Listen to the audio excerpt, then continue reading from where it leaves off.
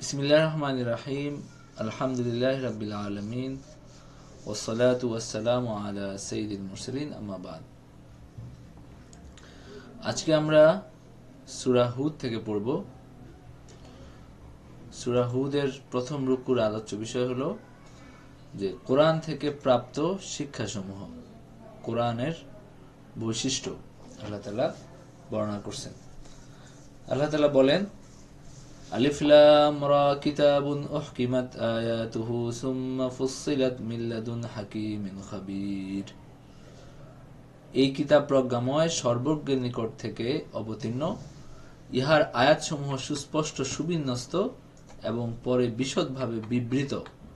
যে তো এই কোরআনের মধ্যে কি কি আছে এই ব্যাপারে আল্লাহ তাআলা বলছেন, আল্লাহ তা'বুদু ইল্লাল্লাহ ইন্নানি লাকুম মিনহু নাযীরুন ওয়া বাশীর। যে তোমরা আল্লাহ ব্যতীত অন্যের ইবাদত করবে না, অবশ্যই আমি তার পক্ষ থেকে তোমাদের জন্য সতর্ককারী এবং সুসংবাদদাতা। ওয়া আনিস্তাগফিরু রাব্বাকুম সুম্মা তুবু ইলাইহি ইউমাত্তিউকুম মাতাআন হাসানান ইলা আজালিম মুসাম্মা ওয়া ইউতি কুল্লি যী ফাদলিন ফাদলাহু وَإِن تَوَلَّوْا فَإِنِّي أَخَافُ عَلَيْكُمْ عَذَابَ يَوْمٍ كَبِيرٍ। এবং তোমরা তোমাদের প্রতিপালকের নিকট ক্ষমা প্রার্থনা করো এবং তার দিকে প্রত্যাবর্তন করো। তিনি তোমাদেরকে এক নির্দিষ্ট কালের জন্য উত্তম জীবন উপভোগ করতে দিবেন এবং তিনি প্রত্যেক গুণীজনকে তার প্রাপ্য মর্যাদা দান করবেন। যদি তোমরা মুখ ফিরিয়ে নাও তবে আমি তোমাদের জন্য আশঙ্কা করি মহাদিবসের শাস্তির। তো তার মানে তাদেরকে ইস্তেগফার করতে বলা হয়েছে, আল্লাহর দিকে তওবা করতে বলা হয়েছে এবং বলা হয়েছে এটা করলে তিনি তোমাদেরকে দুনিয়াতে কল্যাণ দিবেন, মানে দুনিয়াতেও কল্যাণ দিবেন, আখিরাতেও কল্যাণ দিবেন। তোমরা দুই জগতেই কল্যাণ লাভ করবা। তো একই কথা হযরত নূহ আলাইহিস সালাম বলছিলেন তার কওমকে, যে তোমরা আনিস্তাগফিরু রাব্বাকুম ইন্নাহু কানা গাফফারা ইউরসিলিস সামাআ আলাইকুম মিদরারা। তোমাদের কাছে আকাশ ভরা বৃষ্টি আসবে তোমাদের কাছে। তো এইখানেও তিনি ইস্তেগফারের বদৌলতে দুনিয়ার সমৃদ্ধির কথা বলছেন। তো তার মানে ইস্তেগফারের একটা ফল কি? দুনিয়াতে কল্যাণ লাভ করা, আখিরাতেও কল্যাণ লাভ করা। মানে ইস্তেগফারের মাধ্যমে দুই জগতেই মানুষ কল্যাণ লাভ করে। এবং আল্লাহর নিকট তোমাদের প্রত্যাবর্তন এবং তিনি সর্ববিষয়ে সর্বশক্তিমান। সাবধান, নিশ্চয়ই উহারা তার নিকট গোপন রাখার জন্য উহাদের বক্ষ দ্বিভাজ করে। সাবধান, উহারা যখন নিজেদের বস্ত্রে আচ্ছাদিত করে। আলা ইন্নাহুম ইয়াসনুনা সুদুরহুম লিয়াস্তাগফু মিন। মানে এটা একটা আরবি বাগধারা, মানে তারা অন্তরে বিদ্বেষ গোপন করে। সাবধান, তারা যখন নিজেদেরকে বস্ত্রে আচ্ছাদিত করে, যখন তারা যা গোপন করে ও প্রকাশ করে, নিশ্চয়ই তিনি তা জানেন, অন্তরে যা আছে তিনি তা সবিশেষ অবহিত। তো তার মানে আল্লাহ তাআলা সাবধান করছেন যে তারা যতই গোপন করুক আল্লাহ তাআলা জানেন। মানে আল্লাহ তাআলা তাদের গোপন অভিসন্ধি সম্পর্কে আল্লাহ তাআলার জ্ঞান আছে, তিনি সবকিছুই জানেন। এরপরে আল্লাহ তাআলা বলছেন, 12 নম্বর পারা শুরু হয়েছে, ওইখানে আধা পৃষ্ঠার মতো আছে আর কি 12 নম্বর পারার আগে। ওয়ামা মিন দাব্বাতিন ফিল আরদি ইল্লা আলাল্লাহি রিজকুহা ওয়া ইয়ালামু মুস্তাকাররাহা ওয়া মুস্তাওদাআহা। এবং ভূপৃষ্ঠে বিচরণকারী সকলের জীবিকার দায়িত্ব আল্লাহর। তিনি উহাদেরকে স্থায়ী ও অস্থায়ী অবস্থিতি সম্পর্কে অবহিত। সুতরাং কিতাবে সবকিছু আছে, মানে তিনি এই গোটা বিশ্ব জগতের তার যত বান্দা আছে সবার ব্যাপারে তিনি জানেন এবং তাদের স্থায়ী অস্থায়ী যত আপনার অবস্থা আছে সবকিছু তিনি জানেন। এবং তিনি আকাশমণ্ডল এবং পৃথিবী সৃষ্টি করেছেন কয়দিনে? 6 দিন। আমরা আগেই বলছি যে 6 দিন মানে কি, মানে ওই সময়ের দিন, ওই সময়ের বা ওই অবস্থার দিন, এটা আল্লাহ যেভাবে নির্ধারণ করছেন সেভাবে। ওয়াকানা আরশুহু আলাল মাই লিয়াবলুয়াকুম আইয়ুকুম আহসানু আমালা وهو الذي خلق السماوات والأرض في 6 أيام وكان عرشه على الماء। মানে তিনি আকাশ এবং পৃথিবী সৃষ্টি করছেন এবং তার আরশ ছিল পানির উপরে, তার আরশ ছিল পানির উপরে। তোমাদের মধ্যে কে কার্যে শ্রেষ্ঠ তা পরীক্ষা করার জন্য। মানে এই যে আল্লাহ তাআলা যে পুরা বিশ্ব সৃজন করছেন, এর অন্যতম উদ্দেশ্য কি? তোমাদেরকে তিনি সৃষ্টি করবেন এবং দেখবেন যে তোমাদের মধ্যে কে ভালো আমল করে। وَلَئِنْ قُلْتَ إِنَّكُمْ مَبْعُوثُونَ مِنْ بَعْدِ الْمَوْتِ لَيَقُولَنَّ الَّذِينَ كَفَرُوا إِنْ هَذَا إِلَّا سِحْرٌ مُبِينٌ। এবং তুমি যদি বলো যে মৃত্যুর পর তোমরা অবশ্যই উত্থিত হবে, পুনরুত্থিত হবে, কাফেররা বলবে যে এটা সুস্পষ্ট জাদু, এটা তো সুস্পষ্ট জাদু, এটা কাফেররা বলবে। নির্দিষ্ট কালের জন্য আমি যদি তাদেরকে শাস্তি স্থগিত রাখি তবে তারা নিশ্চয়ই বলবে কিসে উহা নিবারণ করছে, মানে কেন শাস্তি আসে না। সাবধান, যেদিন উহাদের নিকট ইহা আসবে সেদিন উহাদের নিকট হইতে উহা নিবৃত করা হইবে না, এবং যা নিয়া তারা ঠাট্টা বিদ্রুপ করে তা তাদেরকে পরিবেষ্টন করবে। তো আল্লাহ তাআলা বলতেছেন যে ঠিক আছে, তোমরা এখন মনে করতেছো যে কেন আসে না, বারবার জিজ্ঞেস করে যে কেন আসে না, এত হেডম, এত আপনার মানে এত বারবার বলা হয় শাস্তির কথা, কেন আসে না। তো আল্লাহ তাআলা বলছেন যে যেই দিন সেটা আসবে সেদিন এটা আর কোনোভাবেই ফেরানো যাবে না। তো এটা গেল এই রুকুর বিষয়। এই রুকুর আলোচ্য বিষয় কি, বা এই রুকুর হলো শিক্ষা কি, কোরআন আমাদেরকে কি শিক্ষা দেয় সেটা এখানে আছে যে আপনার আল্লাহর ইবাদত, ইস্তেগফার এবং আল্লাহ যে অন্তর্যামী, এই বিষয়গুলো এখানে আসছে। এবং আল্লাহ সবার রিজিকের মালিক, তিনি রাজ্জাক, এবং তিনি যে আসমান জমিন সৃষ্টি করছেন এবং তিনি মানুষকে পরীক্ষা করার জন্য দুনিয়াতে প্রেরণ করছেন, সেটাও এখানে আসছে। এরপরে 2 নম্বর রুকুতে এটা আছে যে আল্লাহ সকল সৃষ্টির রিজিকের দায়িত্ব নিয়েছেন, এটা অলরেডি গেছে, মানে এটা হলো 11 নম্বর পারা থেকে সম্ভবত ধরাইছে। বিশ্বাসী ব্যতীত সব মানুষ আল্লাহর প্রতি খুবই অকৃতজ্ঞ, এবং কোরআন মহানবী কর্তৃক রচিত নয়। আহলে কিতাব ইহুদি এবং খ্রিস্টান 2 রকম, এক যারা সত্যকে দেখতে পায় এবং যারা সত্যকে না দেখে থাকার সিদ্ধান্ত নেয়, তার মানে যারা ভালো আর যারা মন্দ, এই 2 রকম মানুষের কথাই বলা হয়েছে। আল্লাহ তাআলা বলেন وَلَئِنْ أَذَقْنَا الْإِنسَانَ مِنَّا رَحْمَةً ثُمَّ نَزَعْنَاهَا مِنْهُ إِنَّهُ لَيَئُوسٌ كَفُورٌ। আমি যদি মানুষকে আমার নিকট থেকে অনুগ্রহ আস্বাদন করাই এবং পরে তার নিকট থেকে তা প্রত্যাহার করে নেই, তখন সে হতাশ এবং অকৃতজ্ঞ হয়ে পড়ে। আর যদি দুঃখ দৈন্য স্পর্শ করার পর আমি তাকে সুখ সম্পদ আস্বাদন করাই, তবে সে বলবে আমার বিপদ আপদ কেটে গেছে, আর সে হয় উৎফুল্ল ও অহংকারী, সে অহংকার করে তখন। কিন্তু যারা ধৈর্যশীল এবং সৎকর্মপরায়ণ তাদের জন্য আছে ক্ষমা ও মহা পুরস্কার। তবে কি তোমার প্রতি যা অবতীর্ণ হয়েছে তার কিছু তুমি বর্জন করবে, এবং ইহাতে তোমার মন সংকুচিত হইবে এই জন্য যে তারা বলে তার নিকট ধন ভাণ্ডার প্রেরিত হয় না কেন, অথবা তার সাথে ফেরেশতা আসে না কেন। তুমি তো কেবল সতর্ককারী এবং আল্লাহ সর্ববিষয়ে কর্মবিধায়ক। তার মানে আল্লাহ তাআলা বলতেছেন যে তারা যে এই সমস্ত কথাবার্তা বলে, এগুলো নিয়ে তোমার কি করা উচিত না, মন খারাপ করা উচিত না। তারা বলে এটা সে নিজে রচনা করছে। বলো, তোমরা যদি সত্যবাদী হও তবে তোমরা এর অনুরূপ 10টি স্বরচিত সূরা নিয়ে আসো, এবং আল্লাহ ব্যতীত অপর যাহাকে পারো ডেকে নাও। মানে সবার সাহায্য নাও, আল্লাহ ছাড়া তোমাদের যত জিন, যত ভূত প্রেত, তোমাদের যে বশ করা যত জিন ভূত আছে, যত কিছু আছে, যত কবি আছে, যত সাহিত্যিক আছে, সবাইকে ডেকে তোমরা চেষ্টা করো যে এটার 10টা সূরার মতো সূরা বানানো যায় কিনা। فإن لم يستجيبوا لكم فاعلموا أنما أنزل بعلم الله وأن لا إله إلا هو فهل أنتم مسلمون। আর যদি তারা তোমার আহ্বানে সাড়া না দেয় তবে জেনে রাখো এটা তো আল্লাহর ইলম মোতাবেক অবতীর্ণ এবং তিনি ব্যতীত কোনো ইলাহ নাই।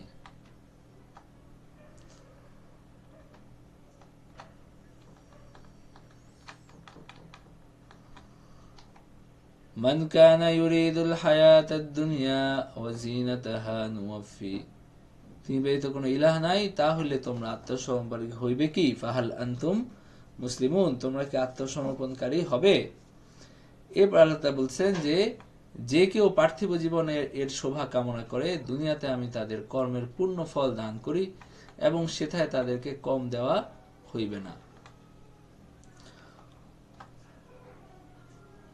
এরপরে আখেরাতে তার জন্য আগুন ব্যতীত আর কিছু নাই। সেটা তো দুনিয়ায় চাইছে, শুধু দুনিয়াতেই চাইছে, তো আখেরাতে তার জন্য আর কিছুই নাই। ওয়াহাবিতা মা সানাউ ফিহা ওয়া বাতিলুম মা কানু ইয়ামালুন, আখেরাতে তা নিষ্ফল হবে এবং উহারা যা করে থাকে তা নিরর্থক। এরপর আল্লাহ বলছেন যে আফামান কানা আলা বাইয়িনাতিম মির রাব্বিহি ওয়া ইয়াতলুহু শাহিদুম মিনহু ওয়া মিন ক্বাবলিহি أفمن كان على بينة من ربه ويتلوه شاهد منه ومن قبله كتاب موسى إماما ورحمة أولئك يؤمنون به ومن يكفر به من الأحزاب فالنار موعده فلا تك في مرية منه إنه الحق من ربك ولكن أكثر الناس لا يؤمنون। তারা কি তাদের সমতুল্য যারা প্রতিষ্ঠিত তাদের প্রতিপালক প্রেরিত স্পষ্ট প্রমাণের উপর, যার অনুসরণ করে তার প্রেরিত সাক্ষী এবং তার পূর্বে ছিল মুসার কিতাব আদর্শ এবং অনুগ্রহ স্বরূপ। আফামান কানা আলা বাইয়িনাতিম মির রাব্বিহি, মানে আল্লাহ তাআলা বলতেছেন যে তারা কি তাদের সমতুল্য মির রাব্বিহি, যে হলো তার রবের পক্ষ থেকে কিসের উপর আছে? দলিলের উপর আছে। ওয়াতলুহু শাহিদুম মিন, এবং যার অনুসরণ করে তার প্রেরিত সাক্ষী।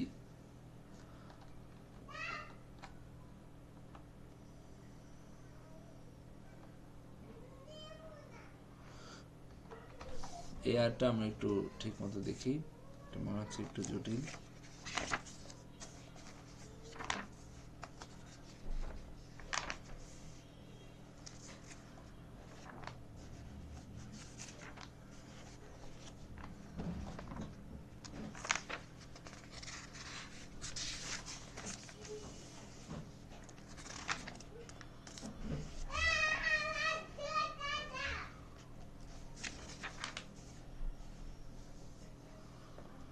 أفمن كان على بينة من ربه ويتلوه شاهد منه ومن قبله كتاب موسى إماما ورحمة, তবে কি যারা তাদের প্রতিপালকের তরফ থেকে প্রেরিত স্পষ্ট প্রমাণের উপর প্রতিষ্ঠিত এবং তার সাথে রয়েছে এক সাক্ষী তার পক্ষ থেকে, মানে আল্লাহর পক্ষ থেকে, তার পূর্বে মুসার কিতাবও সাক্ষী যা ছিল পথপ্রদর্শক এবং রহমত স্বরূপ, তারা কি কোরআন অস্বীকারীদের সমতুল্য? অবশ্যই না, বরং এর প্রতি ঈমান রাখে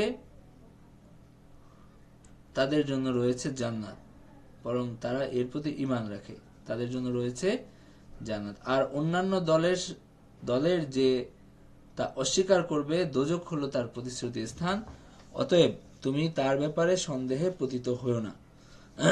তার মানে এখানে যেটা বলা হচ্ছে সেটা কি?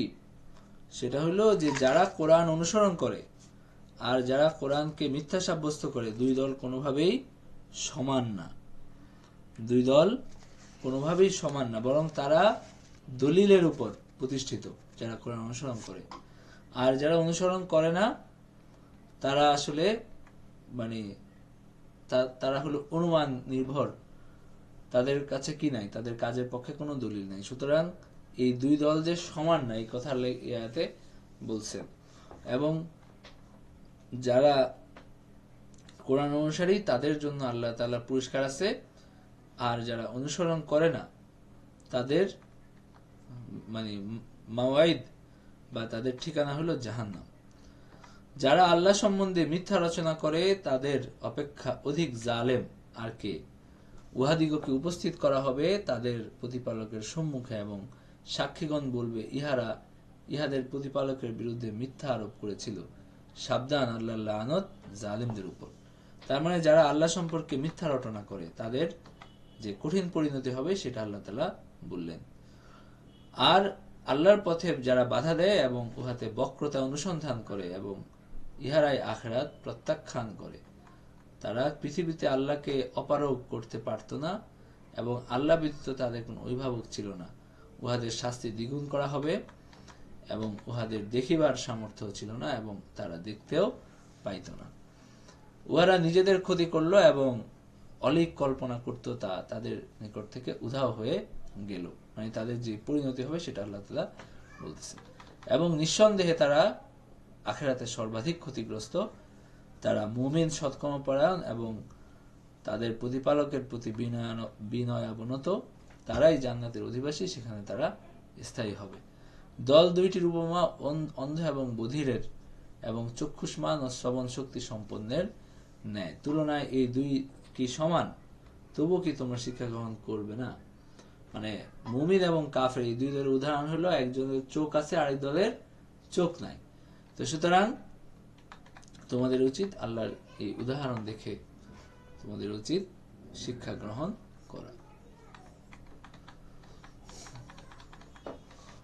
তো তার মানে এই রুকুতে আল্লাহ তাআলা কি বলছেন? মানে আহলে কিতাবের মধ্যে যে দুই দল মানুষ আছে, তাদের একদল ঈমান আনে আর একদল ঈমান আনে না, তো তারা কোনোভাবেই সমান না।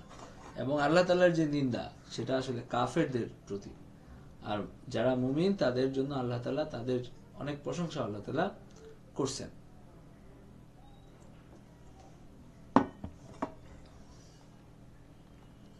এরপরে 4 নম্বর রুকুতে যেটা আছে, নূহ আলাইহিস সালামকে একটা জাহাজ বানাইতে বললেন আল্লাহ তাআলা। আল্লাহ নূহকে জাহাজে আরোহণ করতে বললেন এবং সকল বিশ্বাসী ও সব শ্রেণীর প্রাণী থেকে এক জোড়া একত্রিত করতে বললেন। এবং নূহ আলাইহিস সালাম ও তার পুত্র আল্লাহর মধ্যে কথোপকথন, তার পুত্র এবং আল্লাহর মধ্যে কথোপকথন, সে বিষয়ে এখানে আসছে 4 নম্বর রুকুতে, না 3 নম্বর রুকুতে।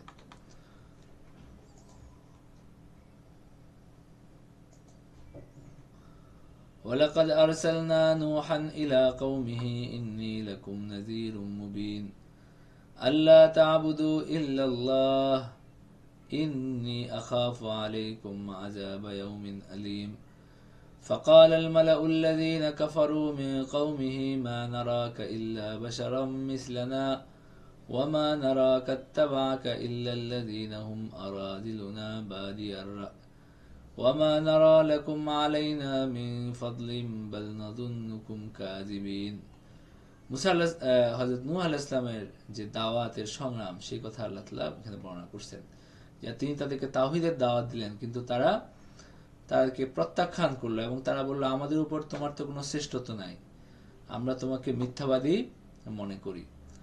قال يا قوم أرأيتم إن كنت على بينة من ربي وآتاني رحمة من عنده فعميت عليكم أنلزمكموها وأنتم لها كارهون।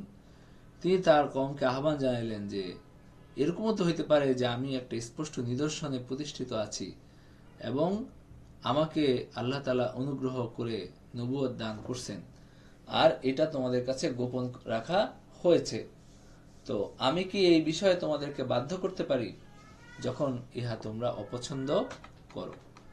ইয়া কওমি লা আসআলুকুম আলাইহি মালা ইন আজরিয়া ইল্লা আলাল্লাহি ওয়া মা আনা বিতারিদিল লাযিনা আমানু ইন্নাহুম মুলাকু রাব্বিহিম ওয়ালাকিন্নী আরাকুম কওমান তাজহালুন। তিনি বললেন যে আমি তো তোমাদের কাছে কি চাই না, কোনো ধন সম্পদ আমি চাই না, আল্লাহর শুধু অনুগ্রহ, আমি আল্লাহর কাছ থেকে আমি প্রতিদান চাই। ওয়ামা আনা বিতারিদিল লাযিনা আমানু, আর আমার পারিশ্রমিক আল্লাহর নিকট এবং মুমিনদের তাড়িয়ে দেওয়া আমার কাজ না। ওই যে একই রকম দাবি তাদেরও ছিল যে তার সব নিম্ন শ্রেণীর মানুষ তারা অনুসরণ করে। তো নিম্ন শ্রেণীর মানুষ যদি ঈমান গ্রহণ করে তাহলে তো আমার কিছু করার নাই, আমি তো মুমিনদেরকে তাড়িয়ে দিতে পারি না। ইন্নাহুম মুলাকু রাব্বিহিম ওয়ালাকিন্নী আরাকুম কওমান তাজহালুন। এবং নিশ্চয়ই তারা আল্লাহর সাথে মোলাকাত করবে, আর আমি দেখতেছি যে তোমরা হলো মূর্খ জাতি। এবং তিনি বলছেন যে আমাকে আমাকে কে সাহায্য করবে যদি আমি তাদেরকে তাড়িয়ে দেই, মানে আমি যদি তাড়িয়ে দেই তাহলে আল্লাহ তাআলা যে আমাকে ধরবেন তখন আমাকে কে সাহায্য করবে? আমি তো এখানে নিজের ইচ্ছার কর্তা না, আমি বরং আমি আল্লাহর ইচ্ছায় পরিচালিত হই। এবং আমি এটা বলি না যে আমার কাছে খাজানা আছে, আমার কাছে গায়েবের ইলম আছে, এটাও আমি বলি না। ওয়ালা আকুলু ইন্নী মালাক ওয়ালা আকুলু লাকুম ইনদি খাজাইনুল্লাহি ওয়ালা আ'লামুল গায়বা ওয়ালা আকুলু ইন্নী মালাক ওয়ালা আকুলু লিল্লাযীনা তাজদারি আ'য়ুনুকুম লা ইউতিয়াহুমুল্লাহু খায়রা আল্লাহু আ'লামু বিমা ফি আনফুসিহিম ইন্নী ইযাল লামিনাল যালিমিন। মানে আমি বলি না যে আমার কাছে আল্লাহর খাজানা আছে, আমি বলি না আমি গায়েব জানি, আমি বলি না যে আমি ফেরেশতা, এবং আমি এটাও বলি না তোমাদের দৃষ্টিতে যারা হেয় তাদের সম্বন্ধে আমি বলি না যে আল্লাহ তাদেরকে কখনোই মঙ্গল দান করবেন না। তাদের অন্তরে যা আছে তা আল্লাহ সম্যক অবগত। আর আমি অবশ্যই, আর যদি আমি সেটা বলি, যদি আমি তাদেরকে তাড়িয়ে দেই তাহলে আমি জালেমদের অন্তর্ভুক্ত হব। তার মানে এটা আল্লাহর হাতে, এটা আমার হাতে না। এখানে দেখতেছেন যে আপনার হলো নবীজি সাল্লাল্লাহু আলাইহি ওয়াসাল্লামকে যে প্রশ্ন করা হয়েছিল, তার কাছে দাবি দেওয়া করা হয়েছিল, তারাও একই দাবি করছে নূহ আলাইহিস সালামের কাছে। এটা কেন? কারণ হলো এই মন্ত্রণা তো উৎস এক। এই যে মন্ত্রণাটা দেওয়া হচ্ছে, যারা দিচ্ছে, এই শয়তান তো দিচ্ছে, তাই না? তো মন্ত্রণার উৎস তো অভিন্ন। তো এই কারণে এটার মধ্যে কি থাকে? সাদৃশ্য থাকে। এই শয়তান তো এই বুদ্ধিগুলো মানুষের মাথায় তৈরি করে যে এটা করতে হবে, এটা করতে হবে। তো এটার জন্য কি থাকে? একটা সাদৃশ্য থাকে। দেখবেন যে যেই যুক্তিতে সেই সুদূর মক্কায় সেই 1400 বছর আগে যেসব যুক্তিতে মূর্তি পূজা শুরু হয়েছে, সেই একই যুক্তিতে, একই মানসিকতায়, একই ন্যারেটিভে আমাদের দেশে পীর পূজা, মাজার পূজা শুরু হয়েছে। তো এটা যে এই সাদৃশ্যটা, এটা কেন? কারণ হলো এই সমস্ত মন্ত্রণার উৎস তো এক জায়গায়। শয়তান তো এই ইয়াগুলা শয়তানের পক্ষ থেকে আসে। এই কারণে কি থাকে? মিল থাকে। قالوا يا نوح قد جادلتنا فاكثرت جدالنا فأتنا بما تعدنا إن كنت من الصادقين। এরকম ভাবে তিনি 900 বছর দাওয়াত দিলেন, এরপরেও তারা ঈমান আনলো। এক পর্যায়ে তারা বলল যে তুমি অনেক তো বকবক করলা, এবার যেটা আনার সেটা নিয়ে আসো, আর কোনো কথা নাই। قال إنما يأتيكم به الله إن شاء وما أنتم بمعجزين। তিনি বললেন যে আল্লাহ তাআলা চাইলে তো সেটা হবে, এবং তখন তোমরা কি করতে পারবে? এটা ঠেকাইতে পারবে না। এবং তোমাদের কোনো উপকার হলো না আমার নসিহতে, যদি উপকার মানে হবে না আমার নসিহতে, যদি তোমরা উপকারে আসবে না, যদি আল্লাহ তোমাদেরকে বিভ্রান্ত করতে চান, তিনি তোমাদের প্রতিপালক এবং তার নিকট তোমাদের প্রত্যাবর্তন। তারা কি বলে যে সে ইহা রচনা করেছে? বলো, আমি ইহা রচনা যদি করে থাকি তবে আমি আমার অপরাধের জন্য দায়ী হব। তোমরা যে অপরাধ করছো তা থেকে আমি দায় মুক্ত। তো এরপরে 4 নম্বর রুকুতে আল্লাহ তাআলা বলতেছেন যে ওয়াউহিয়া ইলা নূহিন আন্নাহু লা ইউমিনা মিন কওলিকা ইল্লা মান ক্বাদ আমান ফালা তাবতাইস বিমা কানু ইয়াফআলুন। তখন আল্লাহ তাআলার পক্ষ থেকে ওহী দেওয়া হলো যে তোমার কওমে যারা ঈমান আনছে এরপরে আর কেউ ঈমান আনবে না, সুতরাং তারা যা করে সেজন্য তুমি দুঃখিত হও না। এবং ওয়াসনাইল ফুলকা বিআয়ুনিনা ওয়া ওয়াহিনা ওয়ালা তুখাতিবনি ফিল্লাযীনা যালামু ইন্নাহুম মুগরাকুন। আমার তত্ত্বাবধানে, আমার প্রত্যাদেশ অনুযায়ী তুমি একটা নৌকা নির্মাণ করো, এবং যারা সীমালঙ্ঘন করছে তাদের সম্পর্কে তুমি আমাকে কিছু বলো না, তারা অবশ্যই নিমজ্জিত হবে, তারা ডুবে মরবে, তুমি আর কোনো সুপারিশ করতে আইসো না। ওয়াসনাউল ফুলক ওয়া কুল্লামা মাররা আলাইহি মালাউম মিন কওমিহি সাখিরু মিন ক্বালা ইন তাসখারু মিন্না ফাইন্না নাসখারু মিনকুম কামা তাসখারুন।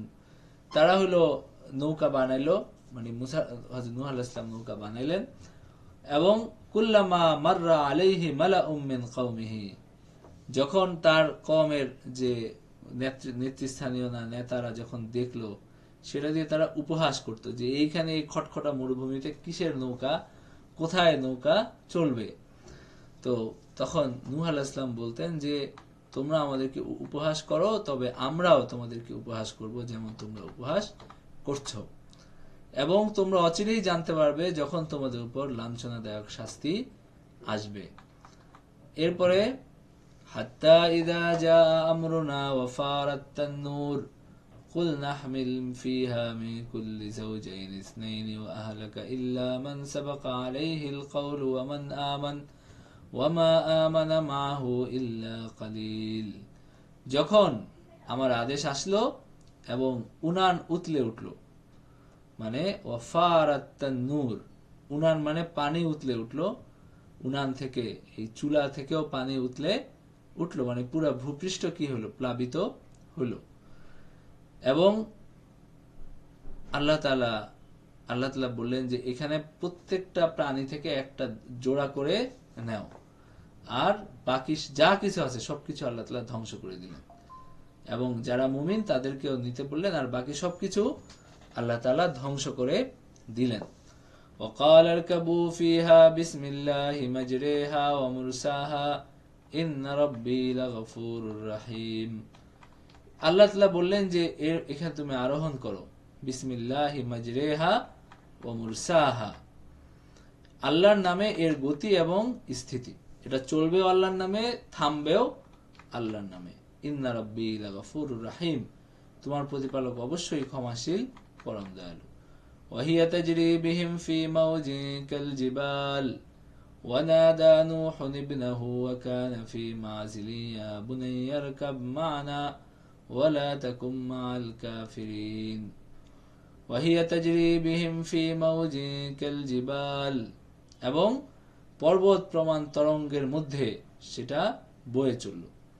ফি মাওজিন কাল জিবাল, পর্বতের মতো বিরাট বিরাট ঢেউয়ের মধ্য দিয়ে সেটা চলল। ওয়ানাদা নূহুন ইবনাহু ওয়া কানা ফি মাযিলি ইয়া বুনাইয়া ইরকাব মা'না ওয়া লা তাকুম মা'আল কাফিরিন। নূহ আলাইহিস সালামের এক ছেলে ছিল যে ঈমান আনে নাই, তো তিনি তাকে ডাকলেন, সে যখন মানে সে আলাদা ছিল আর কি, তিনি তাকে ডাকলেন যে হে আমার ছেলে, তুমি আসো নৌকায় আরোহণ করো এবং কাফেরদের অন্তর্ভুক্ত হও না। قال سآوي إلى جبل يعصمني من الماء, সে বলল যে আমি তো পাহাড়ে চলে যাব, সেখানে আমি পানি থেকে বেঁচে যাব। তিনি বললেন লা আসিমা আল-ইয়াওমা মিন আমরিল্লাহি ইল্লা মান রাহিম, আজকের দিনে আল্লাহর নির্দেশ থেকে কেউ বাঁচবে না, তিনি যাদেরকে দয়া করেন শুধু তারাই বাঁচবে, এছাড়া আর কেউ বাঁচবে না। ওয়াহালা বাইনাহুমাল মাওজু ফাকানা মিনাল মুগরাকিন, তখন তাদের দুইজনের মধ্যে একটা ঢেউ এসে তাদেরকে বিচ্ছিন্ন করে দিল। وقيل يا أرض ابلعي ماءك ويا سماء أقلعي وغيض الماء وقضي الأمر واستوت على الجود وقيل بعدا للقوم الظالمين। এইভাবে পুরা পৃথিবী মানে নিমজ্জিত হলো, এবং যখন বলা হলো যে এরপর আল্লাহ তাআলা থামতে বললেন, ইয়া আরদু বলাই মাআকি ওয়া ইয়া সামাউ আকলিই, হে জমিন, হে পৃথিবী, তুমি তোমার প্রাণী গ্রাস করে নাও, হে আকাশ ক্ষান্ত হও। এরপরে বন্যা প্রশমিত হইল, এবং জুদি পর্বতে এই নৌকাটা থামলো, মানে এই জুদি পর্বতে গিয়ে নৌকাটা থামলো। ওয়াকিল বুআদাল লিল কওমিল যালিমিন, এবং বলা হলো যে জালিম সম্প্রদায় ধ্বংস হোক। এবং নূহ আলাইহিস সালাম তখন নিজের ছেলের জন্য তিনি প্রার্থনা করলেন আল্লাহর কাছে যে আল্লাহ, ওয়ানাদা নূহু রাব্বাহু ফাকালা রাব্বি ইন্না ইবনি মিন আহলি ওয়া ইন্না ওয়াদাকাল হক ওয়া আনতা আহকামুল হাকিমিন। আল্লাহ আপনি তো বলছেন যে আমার পরিবারকে আপনি রক্ষা করবেন, সুতরাং আমার ছেলে তো আমার পরিবারের অন্তর্ভুক্ত, তো তাকে আপনি রক্ষা করেন। আল্লাহ তাআলা বললেন যে قال يا نوح إنه ليس من أهلك إنه عمل غير صالح فلا تسألني ما ليس لك به علم إني أعظك أن تكون من الجاهلين। তিনি বললেন যে হে নূহ, সে তোমার পরিবার অন্তর্ভুক্ত না, আমি অবিশ্বাসীদেরকে তোমার পরিবার অন্তর্ভুক্ত হিসাবে আমি গণ্য করি নাই, বরং সে হলো অসৎ কর্ম করে, সে আমালুন গায়রু সালেহ মানে নেক মানে বদ কাজকারী ব্যক্তি। তো সুতরাং আমাকে যেন তুমি এই বিষয়ে না করো, এবং তোমার যে জ্ঞান নাই সেই বিষয়ে যেন তুমি আমাকে এই অনুরোধ না করো, এবং তুমি যেন অজ্ঞদের অন্তর্ভুক্ত না হও। মানে তাকে তিনি মৃদু মানে তাকে একটু শাসন বা ধমক দেওয়া হলো যে তুমি অজ্ঞদের মতো করে আমার কাছে প্রার্থনা যেন না করো। قال رب إني أعوذ بك أن أسألك ما ليس لي به علم। এরপরে নূহ আলাইহিস সালাম আল্লাহর কাছে ক্ষমা চাইলেন এই প্রার্থনার জন্য। তিনি বললেন যে ইন্নী আউযু বিকা আন আসআলাকা মা লাইসা লি বিহি ইলম, আমার জ্ঞান নাই এমন কোন বিষয় যদি আমি চেয়ে থাকি তাহলে আমাকে আপনি ক্ষমা করবেন। ওয়া ইল্লা তাগফিরলি ওয়া তারহামনি আকুম মিনাল খাসিরিন, আপনি যদি আমাদেরকে ক্ষমা না করেন, যদি দয়া না করেন, তাহলে আমরা তো ক্ষতিগ্রস্তদের অন্তর্ভুক্ত হব।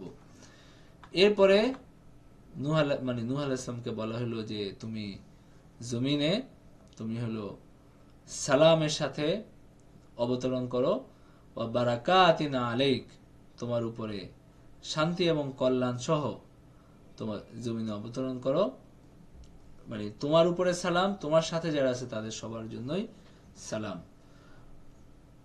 ওয়া উমামুন সানুমাত্তিউহুম সুম্মা ইয়ামাসসুহুম মিন্না আযাবুন আলীম, এবং অপর সম্প্রদায় সমূহকে আমি জীবন উপভোগ করতে দিব, পরে আমার পক্ষ থেকে আবার যন্ত্রণাদায়ক শাস্তি আসবে, যখন তারাও মানে আল্লাহ তাআলার বাধ্যগত না হয়ে যখন শয়তানের অনুসরণ করবে, তখন আবার এরকম শাস্তি আসবে। আল্লাহ তাআলা বলতেছেন যে এটা তিলকা মিন আম্বাইল গায়বি নূহিহা ইলাইক, এটা হলো আল্লাহ তাআলার পক্ষ থেকে গায়েবের সংবাদ যেটা আমি তোমাকে জানাইলাম। মা কুনতা তা'লামুহা আনতা ওয়ালা কওমুকা মিন ক্বাবলি হাযা, এর আগে তো তোমরা এটা জানতা না, তুমি জানতা না, তোমার কওম জানতো। ফাসবির ইন্নাল আকিবাতা লিল মুত্তাকিন, সুতরাং ধৈর্য ধারণ করো এবং মুত্তাকিদের জন্যই শুভ পরিণাম, মুত্তাকিদের জন্যই ভালো পরিণাম। তো তার মানে এই যে গায়েবের যে ঘটনা বর্ণনা করা হলো, এটাও কোরআনের একটা মুজিজা। আর কে এটা বর্ণনা করবে মানে একেবারে তার নিশ্চয়তার সাথে কে বর্ণনা করতে পারে? আল্লাহ তাআলা ছাড়া। এত আগের একটা ঘটনা যেটা তোমরা জানো না, কেউ জানে না, কে এটা বর্ণনা করতে পারে? অথবা কে এটা মিথ্যা সাব্যস্ত করতে পারে যে এটা হয় নাই, দুনিয়াতে এটা হয় নাই, এটাও কেউ বলতে পারে না। এরপরে আদ জাতির কাছে হুদ আলাইহিস সালামকে প্রেরণ করা হয়েছে, তিনিও তাদেরকে দাওয়াত দিয়েছেন এবং তিনিও একইভাবে বলছেন যে আমি তো তোমাদের কাছে কোনো চাই না, কি যেন বলে, প্রতিদান চাই না। এবং তিনিও তাদেরকে ইস্তেগফার করতে বলছেন এবং বলছেন ইস্তাগফিরু রাব্বাকুম সুম্মা তুবু ইলাইহি ইউরসিলিস সামা আলাইকুম মিদরারা, তোমরা যদি ইস্তেগফার করো তাহলে তোমাদের জন্য প্রচুর বাড়ি বর্ষাইবেন আল্লাহ তাআলা, এবং তিনি তোমাদেরকে আরো শক্তি দিয়ে তোমাদের শক্তি বৃদ্ধি করবেন, এবং তোমরা অপরাধী হইয়া মুখ ফিরাইয়া লইও না, তোমরা অপরাধী হইও না, বরং আল্লাহ তাআলার অনুসরণ করো, আল্লাহ তাআলার পক্ষ থেকে রহমত তোমরা লাভ করবা। এটা তাদেরকে বলা হলো। আস্তাগফিরুল্লাহ। এরপরে তারা বলল যে তুমি তো আমাদের কাছে কোনো প্রমাণ নিয়ে আসো নাই, এবং আমরা আমাদের ইলাহদেরকে আমরা ত্যাগ করব না, যে তোমার কথায় কিসের উপর ভিত্তি করে আমরা ইলাহদেরকে ত্যাগ করব? আমরা তো এটাই বলি যে আমাদের উপাস্যদের মধ্যে কেউ তোমাকে অশুভ দ্বারা আবিষ্ট করেছে, মানে তুমি কারো অভিশাপে পড়ছো, এই কারণে এইসব উল্টাপাল্টা কথা বলো। তো তিনি বললেন যে আমি আল্লাহকে সাক্ষী রাখছি এবং তোমরাও সাক্ষী থাকো যে আমি তোমাদের এইসব শিরকে আমার কোনো অংশ নাই। তো আল্লাহ ব্যতীত তোমরা সকলে আমার বিরুদ্ধে ষড়যন্ত্র করো, অতঃপর আমাকে কোনো অবকাশ দিও না। এটা হুদ আলাইহিস সালাম বললেন যে আমি, এরপর আরো তিনি বললেন যে আমি আল্লাহর উপর নির্ভর করি, যিনি আমাদের রব তোমাদের রব, এবং তিনি সব জীবজন্তুর নিয়ন্ত্রক, তার পূর্ণ আয়ত্তাধীনে সবাই আছে, এবং তিনি আমার রবের পথই হলো সঠিক পথ। এরপরে তোমরা মুখ ফিরে নিলেও আমি যা সহ তোমাদের নিকট প্রেরিত হয়েছি আমি তো তা তোমাদের নিকট পৌঁছে দিয়েছি, এবং তোমার প্রতিপালক তোমাদের থেকে ভিন্ন কোন সম্প্রদায়কে তোমাদের স্থিতিশীল করবেন এবং তোমরা তার কোনো ক্ষতি সাধন করতে পারবে না। নিশ্চয়ই আমার প্রতিপালক সমস্ত কিছু রক্ষণাবেক্ষণকারী। তারপরে যখন আল্লাহ তাআলা শাস্তি আসলো, আল্লাহ তাআলা হুদ আলাইহিস সালামকে তিনি নাজাত দিলেন এবং তার অনুগ্রহে তিনি যারা মুমিন হয়েছিল তাদেরকে তিনি রক্ষা করলেন এবং তাদেরকে কঠিন শাস্তি থেকে রক্ষা করলেন, আর বাকিরা শাস্তির মুখে পড়ল। وَتِلْكَ عَادٌ جَحَدُوا بِآيَاتِ رَبِّهِمْ وَعَصَوْا رَسُولَهُ وَاتَّبَعُوا أَمْرَ كُلِّ جَبَّارٍ عَنِيدٍ। এই আদ জাতি তাদের প্রতিপালকের নিদর্শন অস্বীকার করেছিল এবং অমান্য করেছিল তার রাসূলগণকে, এবং তারা প্রত্যেক উদ্ধত স্বৈরাচারী নির্দেশ অনুসরণ করেছিল, ফলে তাদের এই পরিণতি হয়েছে। وَأُتْبِعُوا فِي هَذِهِ الدُّنْيَا لَعْنَةً وَيَوْمَ الْقِيَامَةِ أَلَا إِنَّ عَادًا كَفَرُوا رَبَّهُمْ أَلَا بُعْدًا لِعَادٍ قَوْمِ هُودٍ। এই কারণে এই দুনিয়ায় যেমন তারা লানতগ্রস্ত হয়েছে, আখিরাতে কিয়ামতের দিনও তারা লানতগ্রস্ত হবে। জেনে রাখো আদ সম্প্রদায় তো তাদের প্রতিপালককে অস্বীকার করেছিল, জেনে রাখো ধ্বংস হইল পরিণাম আদের, যারা হুদের সম্প্রদায়। আলা ইন্না আদান কাফারু রাব্বাহুম আলা বুদাল লিআদিন কওমি হুদ। এই হুদের সম্প্রদায় আদের জাতির পরিণাম কি হলো? ধ্বংস হইল। কেন? তাদের কৃতকর্মের কারণে। এরপরে 6 নম্বর গুতে আল্লাহ তাআলা সামুদ জাতির কথা বলছেন, যে সামুদ জাতির কাছেও একই ভাবে আল্লাহ তাআলার আসছে এবং তিনি তাদেরকে দাওয়াত দিছেন আল্লাহ তাআলার ইবাদতের, এবং তিনি বলছেন যে তিনি তোমাদের জন্য মৃত্তিকা থেকে তিনি তোমাদেরকে সৃষ্টি করেছেন এবং তিনি তোমাদেরকে বসবাস করিয়েছেন, সুতরাং এই দুনিয়াতে তিনি তোমাদেরকে স্থিতি দিছেন। সুতরাং তোমরা আল্লাহ তাআলা ইস্তেগফার করো, তার দিকে তওবা করো, তোমাদের রব তোমাদের আহ্বানে সাড়া দিবেন। তো তারা একইভাবে অস্বীকার করলো এবং বলল যে সালেহ তুমি তো আমাদের মধ্যে একজন, আমরা তোমাকে নিয়ে আশা করতাম। ইয়া সালেহ কাদ কুনতা ফিনা মারজুওয়ান ক্বাবলা হাযা আতানহানা আন না'বুদা মা ইয়াবুদু আবাউনা। হে সালেহ তুমি তো আমাদের আশার স্থল ছিলে, আমরা তোমাকে নিয়ে আশা করতাম যে তুমি হয়তো আমাদের জাতির জন্য অনেক ভালো কিছু করতে পারো, কিন্তু তুমি এমন একটা জিনিস নিয়ে আসলা যে তুমি আমাদেরকে বলতেছো আমাদের বাপ দাদা যেটা করছে সেটা আমরা বাদ দিয়ে দিব তোমার কথায়, এবং وَإِنَّنَا لَفِي شَكٍّ مِّمَّا تَدْعُونَا إِلَيْهِ مُرِيبٍ, এবং আমরা তো সন্দেহের মধ্যে আছি। قَالَ يَا قَوْمِ أَرَأَيْتُمْ إِن كُنتُ عَلَى بَيِّنَةٍ, তিনিও বললেন যে আমি তো একটা স্পষ্ট প্রমাণের উপরে আছি। وَآتَانِي مِنْهُ رَحْمَةً فَمَن يَنصُرُنِي مِنَ اللَّهِ إِنْ عَصَيْتُهُ, তো তিনি বললেন যে আমি তো আমার দায়িত্ব পালন করছি। এরপরে ওই যে তারা উট চাইলো যে একটা উট আসুক, এরপরে তিনি একটা উট আনলেন এবং সেটা তারা অস্বীকার করলো, সেটাকে এরপরেও তারা ঈমান আনলো না, এক পর্যায়ে তারা সেটাকে জবাই করলো এবং তাদের উপরে আল্লাহর শাস্তি আসলো যে তোমরা তোমাদের ঘরে 3 দিন থাকো, 3 দিনের মধ্যে আল্লাহর শাস্তি আসবে। ফালাম্মা জা আমরুনা নাজ্জাইনা সালিহান ওয়াল্লাযীনা আমানু মা'হু বিরাহমাতিন মিন্না ওয়া মিন খিজি ইয়াউমিইয ইন্না রাব্বাকা হুয়াল কাউইয়ুল আজিজ। যখন শাস্তি আসলো আমি সালেহকে মুক্ত করলাম, আমি সালেহকে নাজাত দিলাম এবং তার সাথে যারা ঈমান আনছে তাদেরকে আমি কি করলাম? নাজাত দিলাম আমার পক্ষ থেকে রহমত স্বরূপ, এবং কিয়ামতের শাস্তি থেকে আমি তাদেরকে মুক্ত করলাম। وأخذ الذين ظلموا الصيحة فأصبحوا في ديارهم جاثمين।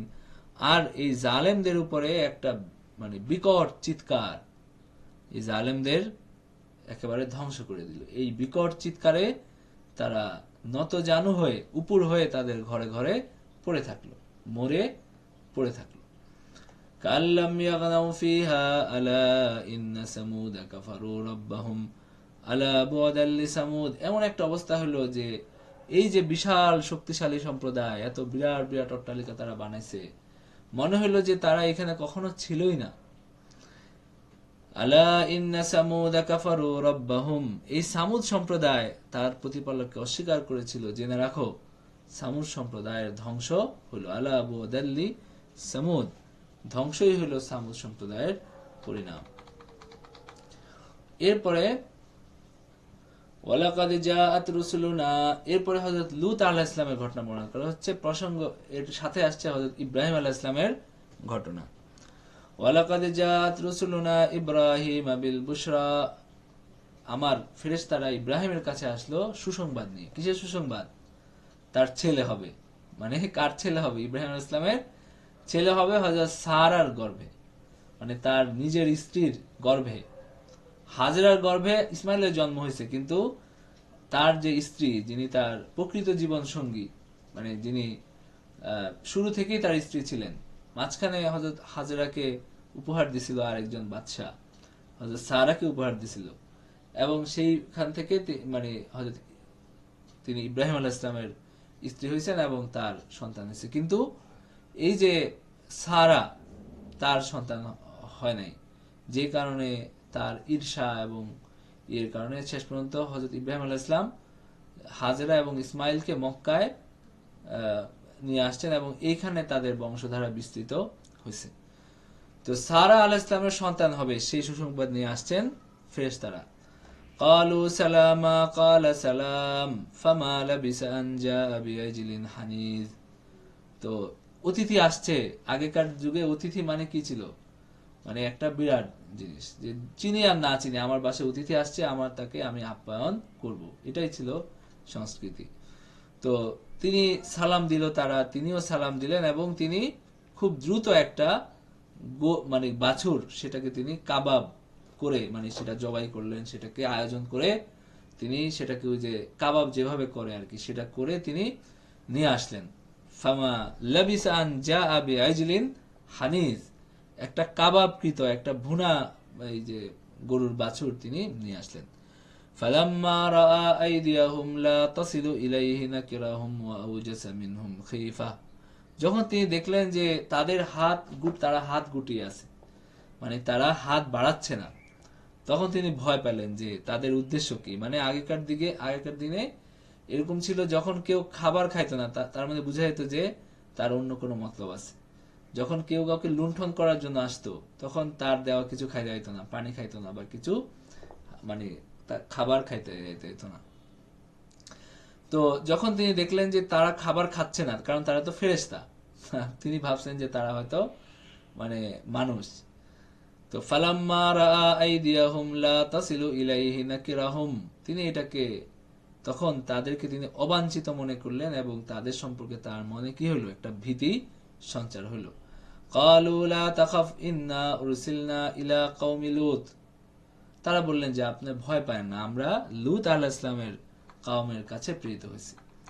ওয়া ইমরাআতুহু কাইমাতুন ফাদাহিকাত ফাবাশশারনাহা বিইসহাক ওয়া মিন ওয়ারাই ইসহাক ইয়াকুব, তার স্ত্রী তখন দণ্ডায়মান ছিলেন, মানে হযরত সারা আলাইহিস সালাম, তিনি এই যে তার সন্তান হয়, দীর্ঘ জীবন তিনি ইব্রাহিম আলাইহিস সালামের সাথে কাটাইছেন, কিন্তু তার কোনো সন্তান হয় নাই। তার যে একটা বেদনা তার মধ্যে ছিল যে তার কোনো সন্তান নাই। তো তিনি দাঁড়িয়েছিলেন, তার স্ত্রী দাঁড়িয়েছিলেন, ফাদাহিকাত, তিনি হেসে ফেললেন, মানে তাদের কথা শুনে, এত কষ্ট করে আয়োজন করে নিয়ে আসছে, এখন বোঝা যাচ্ছে কি তারা হলো ফেরেশতা। তো তিনি দাঁড়িয়েছিলেন, তিনি হেসে ফেললেন তাদের কথা শুনে। তখন ফাবাশশারনাহা বিইসহাক, তখন তারা তাকে ইসহাক আলাইহিস সালামের সংবাদ দিলেন যে তোমার একটা ছেলে হবে, তার নাম হবে ইসহাক, এবং একই সাথে আরো সংবাদ দিলেন যে তার মানে তার ঔরসে আবার ইয়াকুব আলাইহিস সালামের জন্ম হবে, মানে তারা দুইজনই নবী হবে। ومن وراء إسحاق يعقوب قالت يا ويلتى أألد وأنا عجوز وهذا بعلي شيخا। তখন হযরত সারা আলাইহিস সালাম তিনি বললেন যে ইয়া ওয়াইলাতা, মানে এটা কিভাবে হবে, কি আশ্চর্য। আলিদু ওয়া আনা আজুজ, আমার কি সন্তান হবে অথচ আমি একেবারে বৃদ্ধা। ওয়াহাজা বালি শাইখা, এবং এই যে আমার স্বামী সেও বৃদ্ধ, তো আমাদের কিভাবে সন্তান হবে। ইন্না হাযা লাশাইউন আজীব, এটা তো একটা অদ্ভুত কথা, মানে অদ্ভুত ব্যাপার। তখন তারা বলল আতাজাবিনা মিন আমরিল্লাহি রাহমাতুল্লাহি ওয়া বারাকাতুহু আলাইকুম আহলাল বাইত ইন্নাহু হামিদুম মাজিদ, যে আপনি কি আশ্চর্য হচ্ছেন আল্লাহ তাআলার কাজে আপনি কিভাবে বিস্মিত হচ্ছেন। এরপরে রাহমাতুল্লাহি ওয়া বারাকাতুহু আলাইকুম, আল্লাহর রহমত এবং আল্লাহর বারাকাত আপনাদের উপরে, আহলাল বাইত, হে পরিবারবর্গ, এই গৃহের অধিবাসীরা, মানে হযরত ইব্রাহিম আলাইহিস সালাম, হযরত সারা আলাইহিস সালাম, আপনাদের উপরে আল্লাহর রহমত এবং আল্লাহর বরকত মানে আছে। ইন্নাহু হামিদুম মাজিদ, তিনি প্রশংসিত এবং সম্মানিত।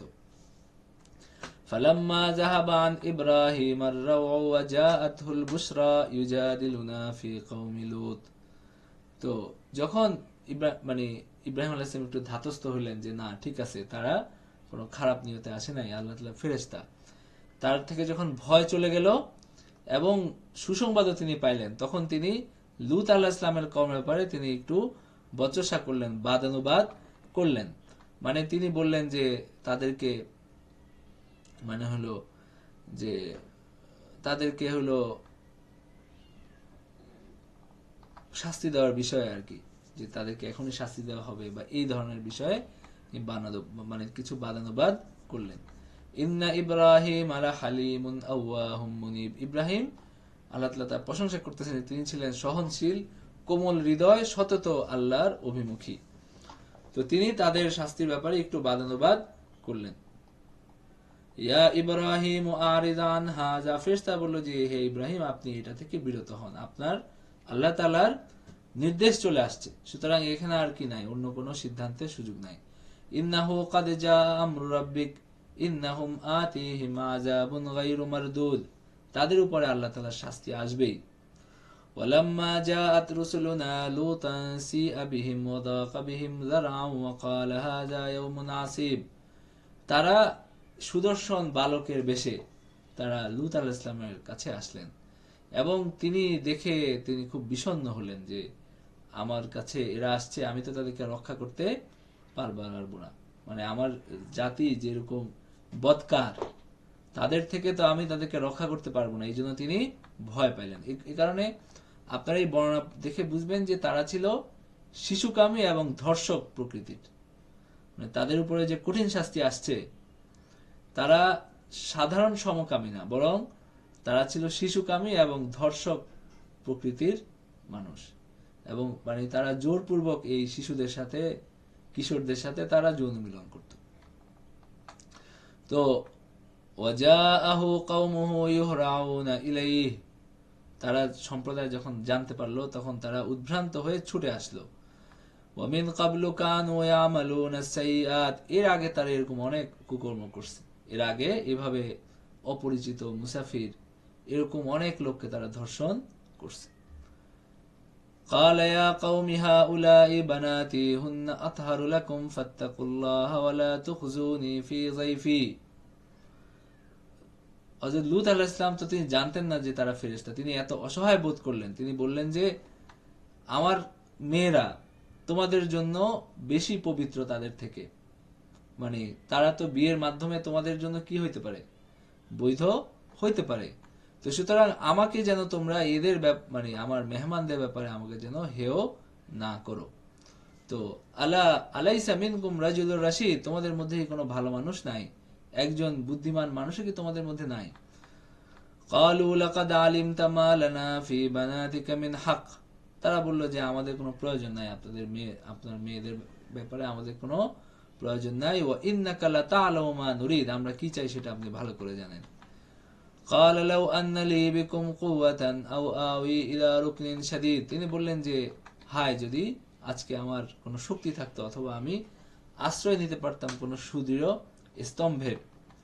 ক্বালু ইয়া লূত ইন্না রুসুলু রাব্বিক লান ইয়াসিলু ইলাইকা ফাআসরি বিআহলিকা বিকিতাইম মিনাল লাইল, তখন লূত আলাইহিস সালামকে এত অসহায় হইতে দেখে, তার মানে এটার মাধ্যমে কি হলো, মানে তাদের পাপের ঘোড়াটা পূর্ণ হলো। মানে তাদেরকে তো মনে হচ্ছিল না যে হযরত ইব্রাহিম আলাইহিস সালাম একটু বলছেন যে কি দরকার এত তাড়াতাড়ি শাস্তি দেওয়ার বা এই ধরনের। তো তারা যে এই যে ফেরেশতারা আসছে এরপরে তারা যে কাণ্ডগুলো করছে এর মাধ্যমে আর কি হয়েছে, তারা শাস্তির উপযুক্ত হয়েছে।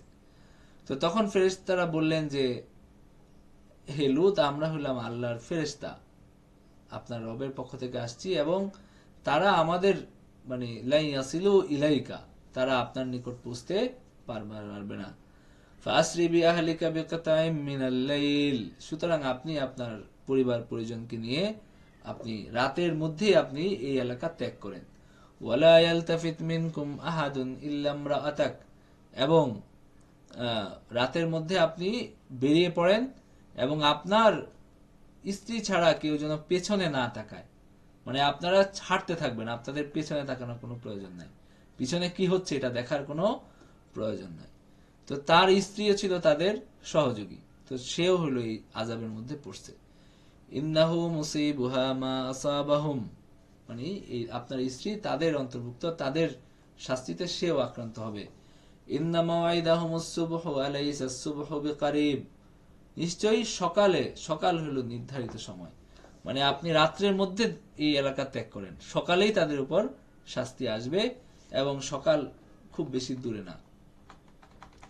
ফালাম্মা জা আমরুনা জাআলনা আলিয়াহা সাফিলাহা, এরপরে যখন আমার নির্দেশ আসলো আমি একেবারে এটার জনপদকে আমি উল্টে পাল্টে দিলাম, মানে এটার উপরের অংশকে আমি কি করলাম নিচের অংশে দিয়ে দিলাম, এবং ওয়া আমতারনা আলাইহা হিজারাতাম মিন সিজ্জিলিম মানদুদ, এবং আমি তাদেরকে বর্ষণ করলাম প্রস্তর কঙ্কর, আমি তাদের উপর বর্ষণ করলাম যা তোমার প্রতিপালকের নিকট চিহ্নিত ছিল, এবং জালিম মানে জালিমদের থেকে কি ছিল না, দূরে ছিল না।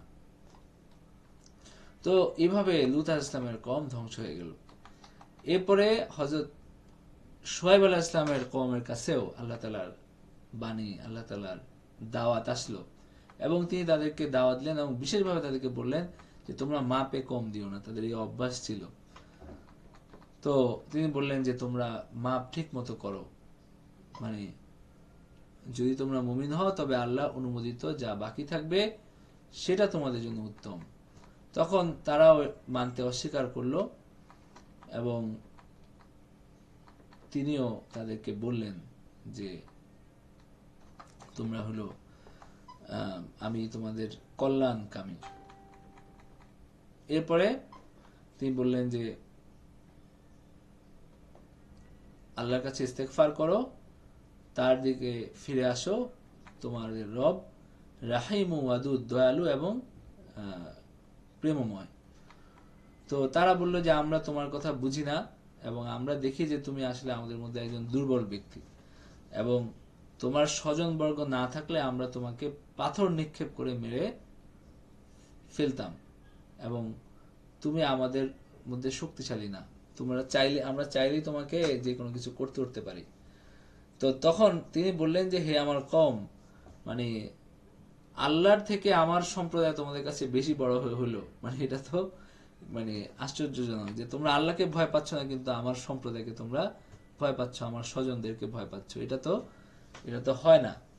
এবং আল্লাহকে তোমরা কোনো গুরুত্ব মানে দিচ্ছিচ্ছ না। ইন্না রাব্বি বিমা তা'মালুনা মুহিত, আল্লাহ তাআলা তোমাদের পরিবেষ্টন করে আছেন।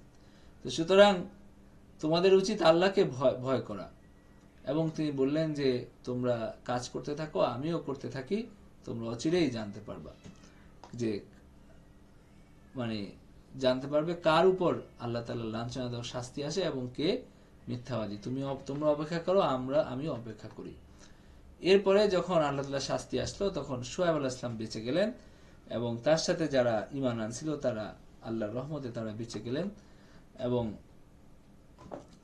যারা জালেম তাদেরকে একটা বিকট চিৎকার, মহানাদ, বিকট চিৎকারে তারা সব ধ্বংস হয়ে গেল এবং তারাও তাদের মানে ইয়েতে উপর হয়ে পড়ে থাকলো এবং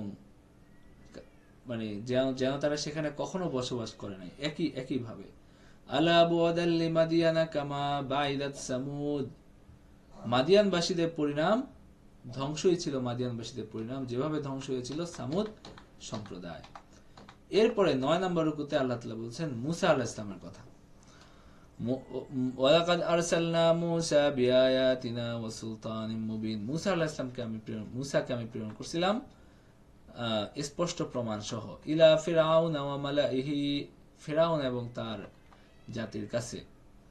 এরপরে তিনি তাদের কাছে দাওয়াত দিলেন এবং ফিরআউন এটা অস্বীকার করল। ওয়ামা আমরু ফিরআউন বিরাশিদ, ফিরআউনের কার্যকলাপ ভালো ছিল না, বুদ্ধিদীপ্ত ছিল না। সে কিয়ামতের দিন তার সম্প্রদায়ের অগ্রভাগে থাকবে, সে তাদেরকে নিয়ে আগুনে প্রবেশ করবে। বিসাল ওয়ারিদুল মাওরুদ, আর কত নিকৃষ্ট তার ঠিকানা হবে। এবং তাদেরকে এই দুনিয়াতেও তাদের উপর লানত, তারা এই দুনিয়াতেও ধ্বংস হয়েছে। যালিকা মিন আম্বাইল কুরআন নাকুসুহু আলাইকা মিনহা কাইমু ওয়া হাসিদ, এইভাবে বিভিন্ন জাতির কথা আমি তোমাকে শুনাইলাম, তোমার নিকট বর্ণনা করছি, উহাদের মধ্যে কেউ এখনো বিদ্যমান এবং কতক নির্মূল হয়েছে। আমি তাদের উপর জুলুম করি নাই, বরং তারাই তাদের উপর জুলুম করছে। এবং যখন আল্লাহ তাআলা শাস্তি দেন তখন আল্লাহ তাআলার শাস্তি এরকম কঠোর হয়, সেটা এই ব্যাপারে আল্লাহ তাআলা এই ঘটনাগুলো বলে তিনি তাদেরকে সাবধান করলেন। ইন্না ফি যালিকা লাআয়াতাল লিমান খাফা আযাবাল আখিরাহ যালিকা ইয়াউমুম মাজমুউন লাহুন নাস ওয়া যালিকা ইয়াউমুম মাশহুদ, যে আখিরাতের শাস্তিকে ভয় করে ইহাতে তার জন্য নিদর্শন আছে। ইহা সেই দিন যেদিন সমস্ত মানুষকে একত্র করা হবে এবং সেদিন যেদিন সকলকে উপস্থিত করা হবে। ওয়ামা নুআখিরুহু ইল্লা লিআজালিম মাদুদ, আমি নির্দিষ্ট কিছু কালের জন্য তা স্থগিত রাখি মাত্র। তো সেদিন যখন আসবে আল্লাহর অনুমতি ব্যতীত কেউ কথা বলতে পারবে না এবং তাদের মধ্যে কেউ হবে হতভাগ্য এবং কেউ ভাগ্যবান। অতঃপর যারা হতভাগ্য তারা থাকবে অগ্নিতে এবং সেখানে তাদের জন্য থাকবে চিৎকার এবং আর্তনাদ, সেখানে তারা স্থায়ী হবে এবং যতদিন আকাশমণ্ডল ও পৃথিবী বিদ্যমান থাকবে, যদি না তোমার প্রতিপালক অন্যরূপ ইচ্ছা করেন, নিশ্চয়ই তোমার প্রতিপালক তাহাই করেন যা তিনি ইচ্ছা করেন। এবং পক্ষান্তরে যারা ভাগ্যবান তারা থাকবে জান্নাতে, সেখানে তারা স্থায়ী হবে যতদিন আকাশমণ্ডল ও পৃথিবী বিদ্যমান থাকবে, যদি না তোমার প্রতিপালক অন্যরূপ ইচ্ছা করেন। এবং ইহা এক নিরবিচ্ছিন্ন পুরস্কার, তার মানে চিরস্থায়ী জান্নাত এবং চিরস্থায়ী জাহান্নামের কথা বলা হলো। তো সুতরাং তুমি যেন কোনো সংশয়ে না থাকো, অবশ্যই আমি তাদেরকে কি করব, পুরোপুরি প্রাপ্য দিব। 10 নম্বর রুকুতে আল্লাহ তাআলা বলছেন যে ওয়ালাকাদ আতাইনা মূসাল কিতাব,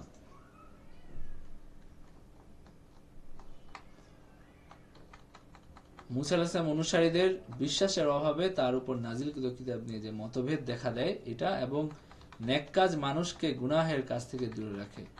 আল্লাহ নেককারদের পুরস্কার নষ্ট হইতে দেন না। আল্লাহ নিজ ইচ্ছায় মানুষকে মতভেদের মধ্যে পছন্দ করার স্বাধীনতা দিয়েছেন। এই বিষয়গুলো 10 নম্বর রুকুতে আসছে। ওয়ালাকাদ আতাইনা মূসাল কিতাবা ফাখতুলিফা ফীহি ওয়ালাউলা কালিমাতুন সাবাকাত মিন রাব্বিকা লাকুদিয়া বাইনাহুম ওয়া ইন্নাহুম লাফী শাক্কিম মিনহু মুরিব, নিশ্চয়ই আমি মূসাকে কিতাব দিয়েছিলাম, এরপরে তাতে তারা কি করছে, মতবিরোধ করছে। যখন সময় আসবে তখন অবশ্যই তোমার প্রতিপালক তাদের প্রত্যেককে তার কর্মফল পুরোপুরি দিবেন। উহারা যা করে তিনি তো সে বিষয়ে সবিশেষ অবহিত।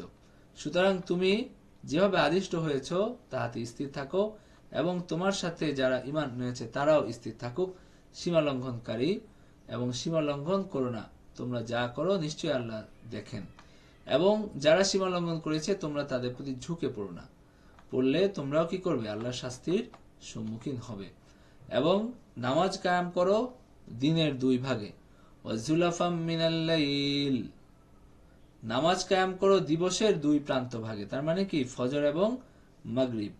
ওয়াজুলাফাম মিনাল লাইল, এবং রাতের প্রথমাংশে মানে এশা। ইন্নাল হাসানাত ইউযহিবুনাস সাইয়্যাত, নিশ্চয়ই হাসানাত সৎকর্ম এটা অসৎকর্মকে মিটিয়ে দেয়। যালিকা যিকরা লিযাকিরিন, এখানে একটা শায়খ নজরুল আছে যে এক ব্যক্তি ধৈর্য ধারণ করো, নিশ্চয় আল্লাহ অসৎ কর্মপরায়ণদের কর্মফল আল্লাহ তাআলা কি করেন না? নষ্ট করেন না।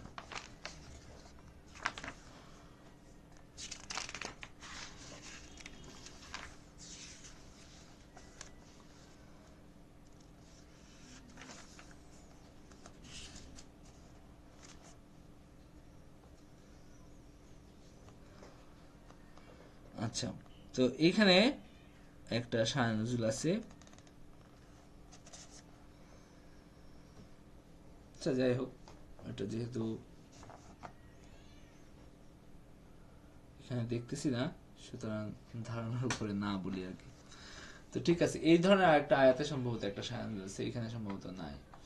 তো আল্লাহ তাআলা বলছেন কি যে হাসানাত এটা মানুষের সৎকর্ম অসৎকর্মকে মিটিয়ে দেয়। ঠিক আছে।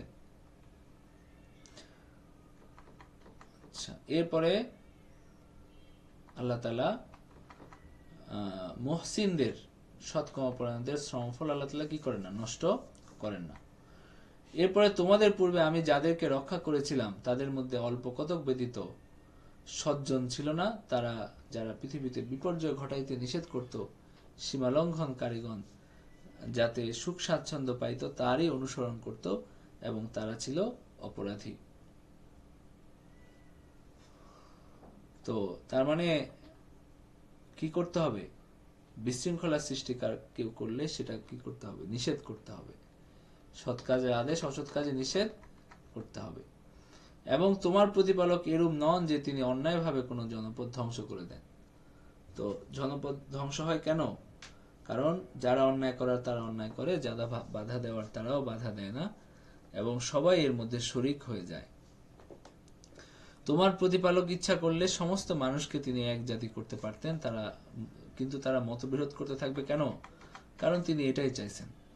তবে উহারা নহে যাদেরকে তোমার প্রতিপালক দয়া করেন, এবং তিনি তাদেরকে এই জন্যই সৃষ্টি করেছেন, আমি জিন এবং মানুষ উভয় দ্বারা জাহান্নাম পূর্ণ করবই। যে আল্লাহ তাআলার যে কথা বা সিদ্ধান্ত যে জান্নাত এবং জাহান্নাম দুইটাই পূর্ণ হবে। তো এই কারণেই তিনি কি করছেন? মানুষ সৃষ্টি করছেন এবং তিনি পরীক্ষার ব্যবস্থা করছেন। এর মধ্যে কেউ ভাগ্যবান, কেউ দুর্ভাগা। রাসূলদের সব বৃত্তান্ত আমি তোমার নিকট বর্ণনা করছি তোমার চিত্তকে দৃঢ় করার জন্য, যেন তুমি মনে না করো যে এটা তোমার সাথে প্রথম হচ্ছে, মানুষ মানতেছে না, দীর্ঘদিন দাওয়াত দিচ্ছ, কেউ মানছে না, এটার কারণে তুমি হতাশ হওয়ার কিছু নাই। এটাই ঘটে আসছে, এবং এক পর্যায়ে কি হয়েছে? আল্লাহ তাআলা সত্যকে প্রতিষ্ঠিত করছেন। যারা ঈমান আনে না তাদেরকে বলো তোমরা স্ব অবস্থানে কাজ করতে থাকো, আমরাও আমাদের কাজ করছি, তোমরা প্রতীক্ষা করো, আমরাও প্রতীক্ষা করি। আকাশ মণ্ডলে এবং পৃথিবীর অদৃশ্য বিষয়ের জ্ঞান আল্লাহর, এবং তারই নিকট সমস্ত কিছু প্রত্যানীত হবে। সুতরাং তুমি তার ইবাদত করো এবং তার উপর নির্ভর করো। তোমরা যা করো সে সম্বন্ধে আল্লাহ সবিশেষ তোমার প্রতিপালক অনবহিত না, তিনি সবকিছু জানেন। তো এখানে কি হলো? সূরা হুদ শেষ হলো। এরপরে সূরা ইউসুফ আমরা শুরু করছি। সূরা ইউসুফ হলো, আমরা যতটুকু পড়বো ততটুকু হলো কি ঘটনা। আল্লাহ তাআলা এটাকে বলছেন আহসানুল কাসাস, এটা হলো সবচেয়ে সুন্দর ঘটনা। তো আল্লাহ তাআলা বলছেন যে নাহনু নাকুসসু আলাইকা আহসানাল কাসাস, আমি তোমাকে একটা সুন্দর ঘটনা আমি তোমার কাছে বর্ণনা করব। ওয়াইন কুনতা মিন ক্বাবলিহি লামিনাল গাফিল, এর আগে তুমি এটা জানতা না। আমি যেটা বর্ণনা করছি এটা এর আগে তোমার জানা ছিল। এত স্পষ্টভাবে তুমি কিভাবে বর্ণনা করবা, যেখানে যাদের কাছে কিতাব আছে তারাই জানে না। আমি যেভাবে একেবারে নিশ্চয়তার সাথে আমি বর্ণনা করতেছি, তারাও তাদের কাছে এভাবে নাই। তো আল্লাহ তাআলা বললেন যে ঘটনাটা এইভাবে বর্ণনা করা শুরু হলো যে হযরত ইউসুফ আলাইহিস সালাম তার বাবাকে বললেন যে আমি স্বপ্নে দেখছি যে 11টা তারকা এবং চন্দ্র সূর্য আমাকে সিজদা করছে। তখন তিনি তাকে এই স্বপ্ন তার ভাইদেরকে বলতে নিষেধ করলেন, কারণ এটা তিনি বুঝতে পারছিলেন যে এই স্বপ্নের মানে হলো যে তিনি নবী হবেন। মানে ইয়াকুব আলাইহিস সালাম নবী ছিলেন, তারপরে ইব্রাহিম আলাইহিস সালাম নবী ছিলেন, তার ছেলে ইসহাক নবী ছিলেন, এরপরে ইয়াকুব নবী ছিলেন। তিনি বুঝতে পারলেন যে আমার বংশধর বা সন্তানদের মধ্যে ইউসুফ নবী হবেন এবং তাকে আল্লাহ শ্রেষ্ঠত্ব দান করবেন বা বড় মর্যাদা দান করবেন। তিনি বললেন যে তোমাদের ভাইদের কাছে এটা বলার প্রয়োজন নাই। তিনি বললেন যে এইভাবে আল্লাহ তাআলা তোমাকে তিনি নির্বাচন করবেন, তোমাকে তিনি এই স্বপ্নের ব্যাখ্যা শিক্ষা দিবেন এবং তোমার উপরে নেয়ামত পূর্ণ করবেন, এবং ইয়াকুবের সম্প্রদায়ের বা ইয়াকুবের বংশধরদের উপরও আল্লাহ তাআলা তার নেয়ামত পূর্ণ করবেন, যেমন তিনি তোমার যে পিতৃপুরুষ ইব্রাহিম এবং ইসহাককে তিনি নেয়ামত দিছেন। তো এটা তিনি তাকে বললেন এবং বললেন যেন তুমি এটা 5 কান না করো, মানে 10 কান না করো, তাদেরকে যেন না বলো। তো ইয়াকুব এবং তার ভাইরা কি করতো, ইয়াকুব আলাইহিস সালামকে অনেক, মানে ইউসুফ আলাইহিস সালামকে তারা হিংসা করত তার বাবার ভালোবাসার কারণে। এরপরে কোনো না কোনো ভাবে তারা এটাও জানতে পারছে। তো এরপরে তারা মানে মানে তারা একেবারে হিংসায় তারা মানে জ্বলতে লাগলো আর কি। إذ قالوا ليوسف وأخوه أحب إلى أبينا منا ونحن عصبة। তারা বলল যে ইউসুফ এবং তার ভাই, মানে তারা আবার সৎ ভাই ছিল, তাদের 10 জন ছিল এক মায়ের আর 2 জন আরেক মায়ের। তো তারা ছিল তাদের সৎ ভাই। তো তারা বলল যে ইউসুফ এবং তার ভাই মানে আমাদের বাবার কাছে বেশি প্রিয়, অথচ আমরা বড় দল, তার উচিত আমাদের পক্ষে থাকা, মানে আমাদের সাথে থাকা, কিন্তু তিনি এদের মানে পক্ষ নিচ্ছেন। আমরা তো দেখতেছি যে আমাদের বাপ একটা মানে বিভ্রান্তির মধ্যে আছে, মানে তিনি সঠিক পথে নাই। তো তারাও কিন্তু বয়স কম ছিল, তাদের যে অনেক বেশি বয়স ছিল এরকম না, তারাও একেবারে কিশোর তরুণ বয়সী। উক্তুলু ইউসুফা, তারা ভয়াবহ প্ল্যান করলো যে একজন বলল কি তাকে হত্যা করে ফেলো, মানে ইউসুফকে মেরে ফেলো, ইউসুফকে মেরে ফেললে আমরা আর আমার বাবার ভালোবাসা পাবো।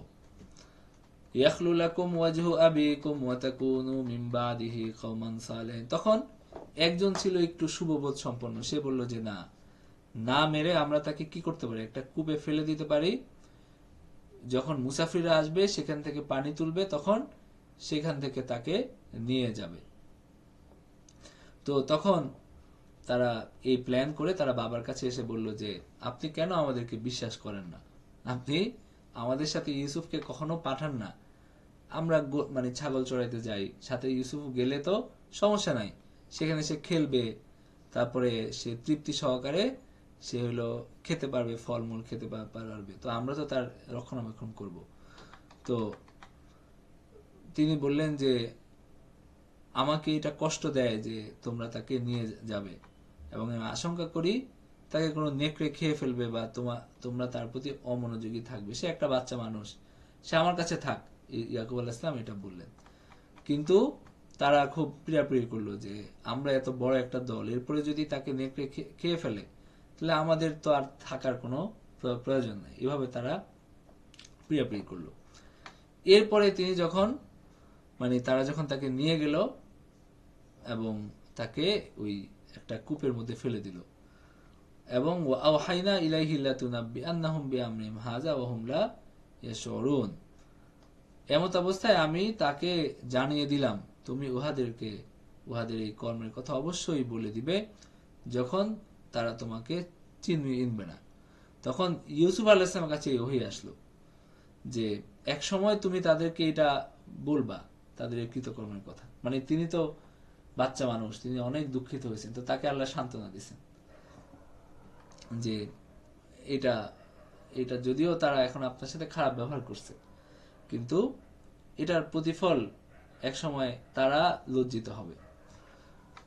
তো তারা সন্ধ্যায় তারা ফিরে আসলো, ফিরে এসে বলল যে আমরা তো তাকে ইন্না জাহাবনা নাস্তাবিকু ওয়া তারাকনা ইউসুফা ইন্নামা তাইনা ফাকালাহু যিব, আমরা খেলতে গেছি, প্রতিযোগিতা করতে গেছি, সেখানে আমরা রেখে গেছিলাম ইউসুফকে আমাদের ইয়ার কাছে, এবং একটা নেকড়ে এসে তাকে খেয়ে ফেলছে, এবং আপনি তো হয়তো আমাকে দেখে বিশ্বাস করবেন না, যদিও আমরা সত্যবাদী। এভাবে তারা মিথ্যা বলল। এরপরে তারা তার যে জামা ছিল সেখানে তারা একটা মিথ্যি রক্ত লাগা নিয়ে আসছিল। তো তখন তিনি বললেন যে কালা বাল সাওয়ালাত লাকুম আনফুসুকুম আমরা, বরং তোমরা কি একটা জিনিস বানাইছো, সুতরাং আমি ধৈর্য ধারণ করি এবং আল্লাহ তোমরা যেটা বানাইছো এটার ব্যাপারে আমাকে সাহায্য করবেন। তিনি তাদের কথা বিশ্বাস করেন নাই। এরপরে একটা যাত্রী দল আসলো এবং তাকে নিয়ে গেল, তারা বালতি ঢাললো। وجاءت سيارة فأرسلوا واردهم فأدلى دلوه قال يا بشرى هذا غلام, মানে বালতি ফেললো এবং হঠাৎ করে দেখলো কি এটা একটা বাচ্চা বসে আছে বালতির মধ্যে। তখন তারা বললো ইয়া বুশরা হাজা গোলাম, মানে কি সুসংবাদ, এটা তো একটা কিশোর। তো তারা আসার রুহ বিদা, তারা তাকে লুকিয়ে ফেললো এবং তারা ওয়াল্লাহু আলিমু বিমা ইয়ামালুন, তারা কি করছিল, আল্লাহ সবকিছু কি দেখছিলেন, এবং তিনি তার আল্লাহর যে পরিকল্পনা সেটাই বাস্তবায়নের, আল্লাহ তাআলা সেভাবেই এটা বাস্তবায়ন করছেন। ওয়াশারাউহু বিসামানিন বাকসিন দারাহিমা মাদুদা, এরপর তারা তাকে বিক্রি করে দিল। তো সূরা ইউসুফ খুবই চমৎকার, মানে এটার যে ভাষা, এটা যে বর্ণনা রীতি, মানে বর্ণনাটা খুবই চমৎকার। আপনারা নিজেরা পড়বেন, আর আরবিটা তার তিল সহকারে পড়ে দেখবেন আর কি।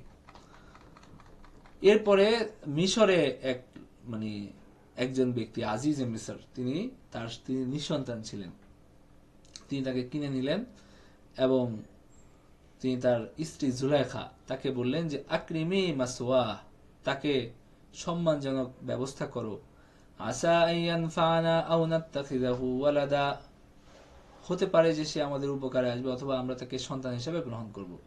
ওয়াকাযালিকা মাক্কান্না লিইউসুফা ফিল আরদ, এরপরে এইভাবে আমি ইউসুফ আলাইহিস সালামকে কি করলাম, একটা ঠিকানা আমি তাকে দান করলাম, মানে তাকে তারা বঞ্চিত করতে চাইছে, কিন্তু তিনি তাকে আরো ভালো একটা জায়গায় নিয়ে, যদিও তিনি বাবা থেকে দূরে চলে গেছেন, তার তো দুঃখ আছে, কষ্ট পাইছেন তিনি অনেক, কিন্তু তিনি তার একটা ব্যবস্থা তিনি করলেন।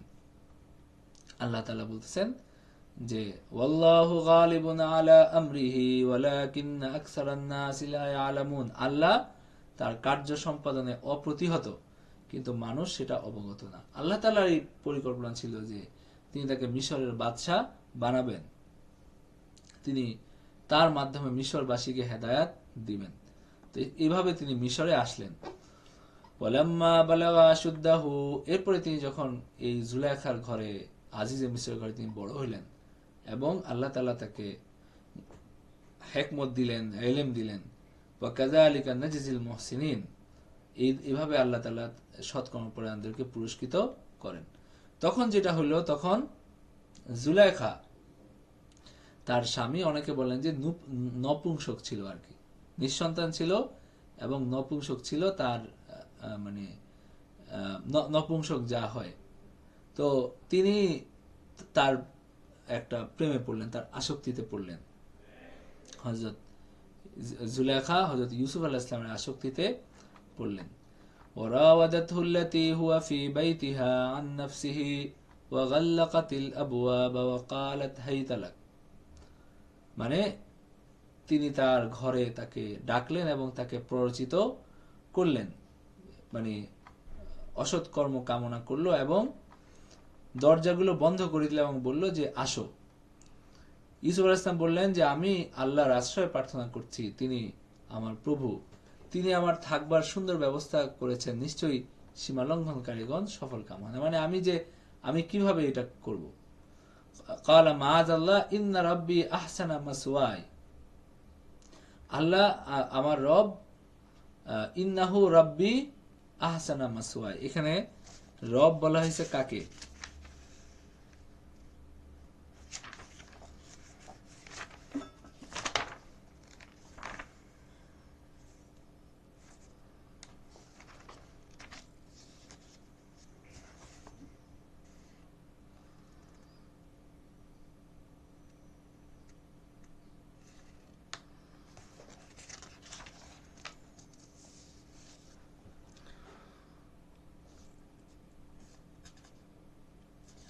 মানে তার স্বামীকে, মানে তার স্বামী যে তার, মানে রব অর্থ কি? লালন পালনকারী।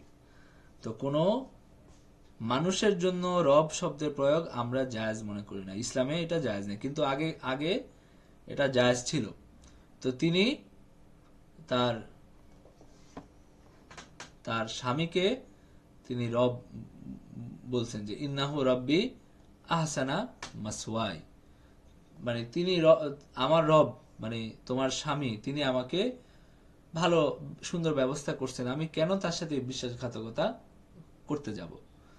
তো জালেমরা সফল কাম হয় না, মানে আমি তো জালেম হব আমি যদি এটা করি।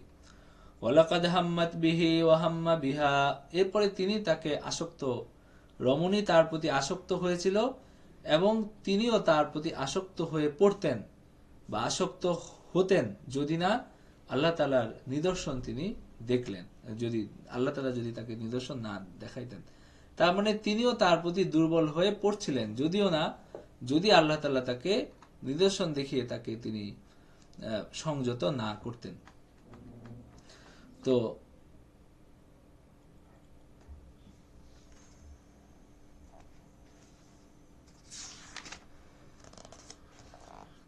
এখানে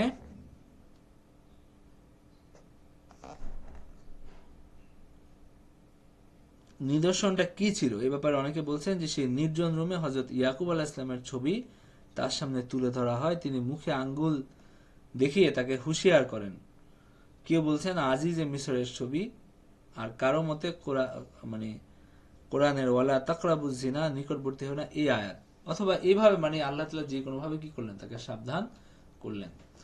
এরপরে তিনি কি করলেন, উল্টা দিকে ফিরে তিনি একটা দৌড় দিলেন দরজার দিকে।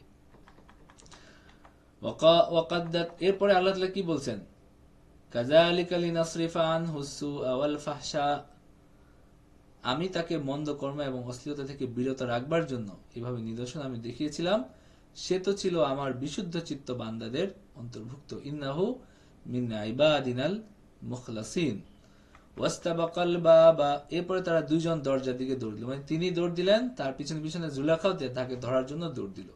ওয়াকাদ্দাত কামিসাহু মিন দুবুর, পিছন থেকে তিনি তার মানে জামা ধরে টান দিলেন। আলফায়া সাইয়্যিদাহা লাদাল বাব, এরপরে দরজা খুলে দেখলেন কি সামনে আজিজে মিসর দাঁড়িয়ে আছে।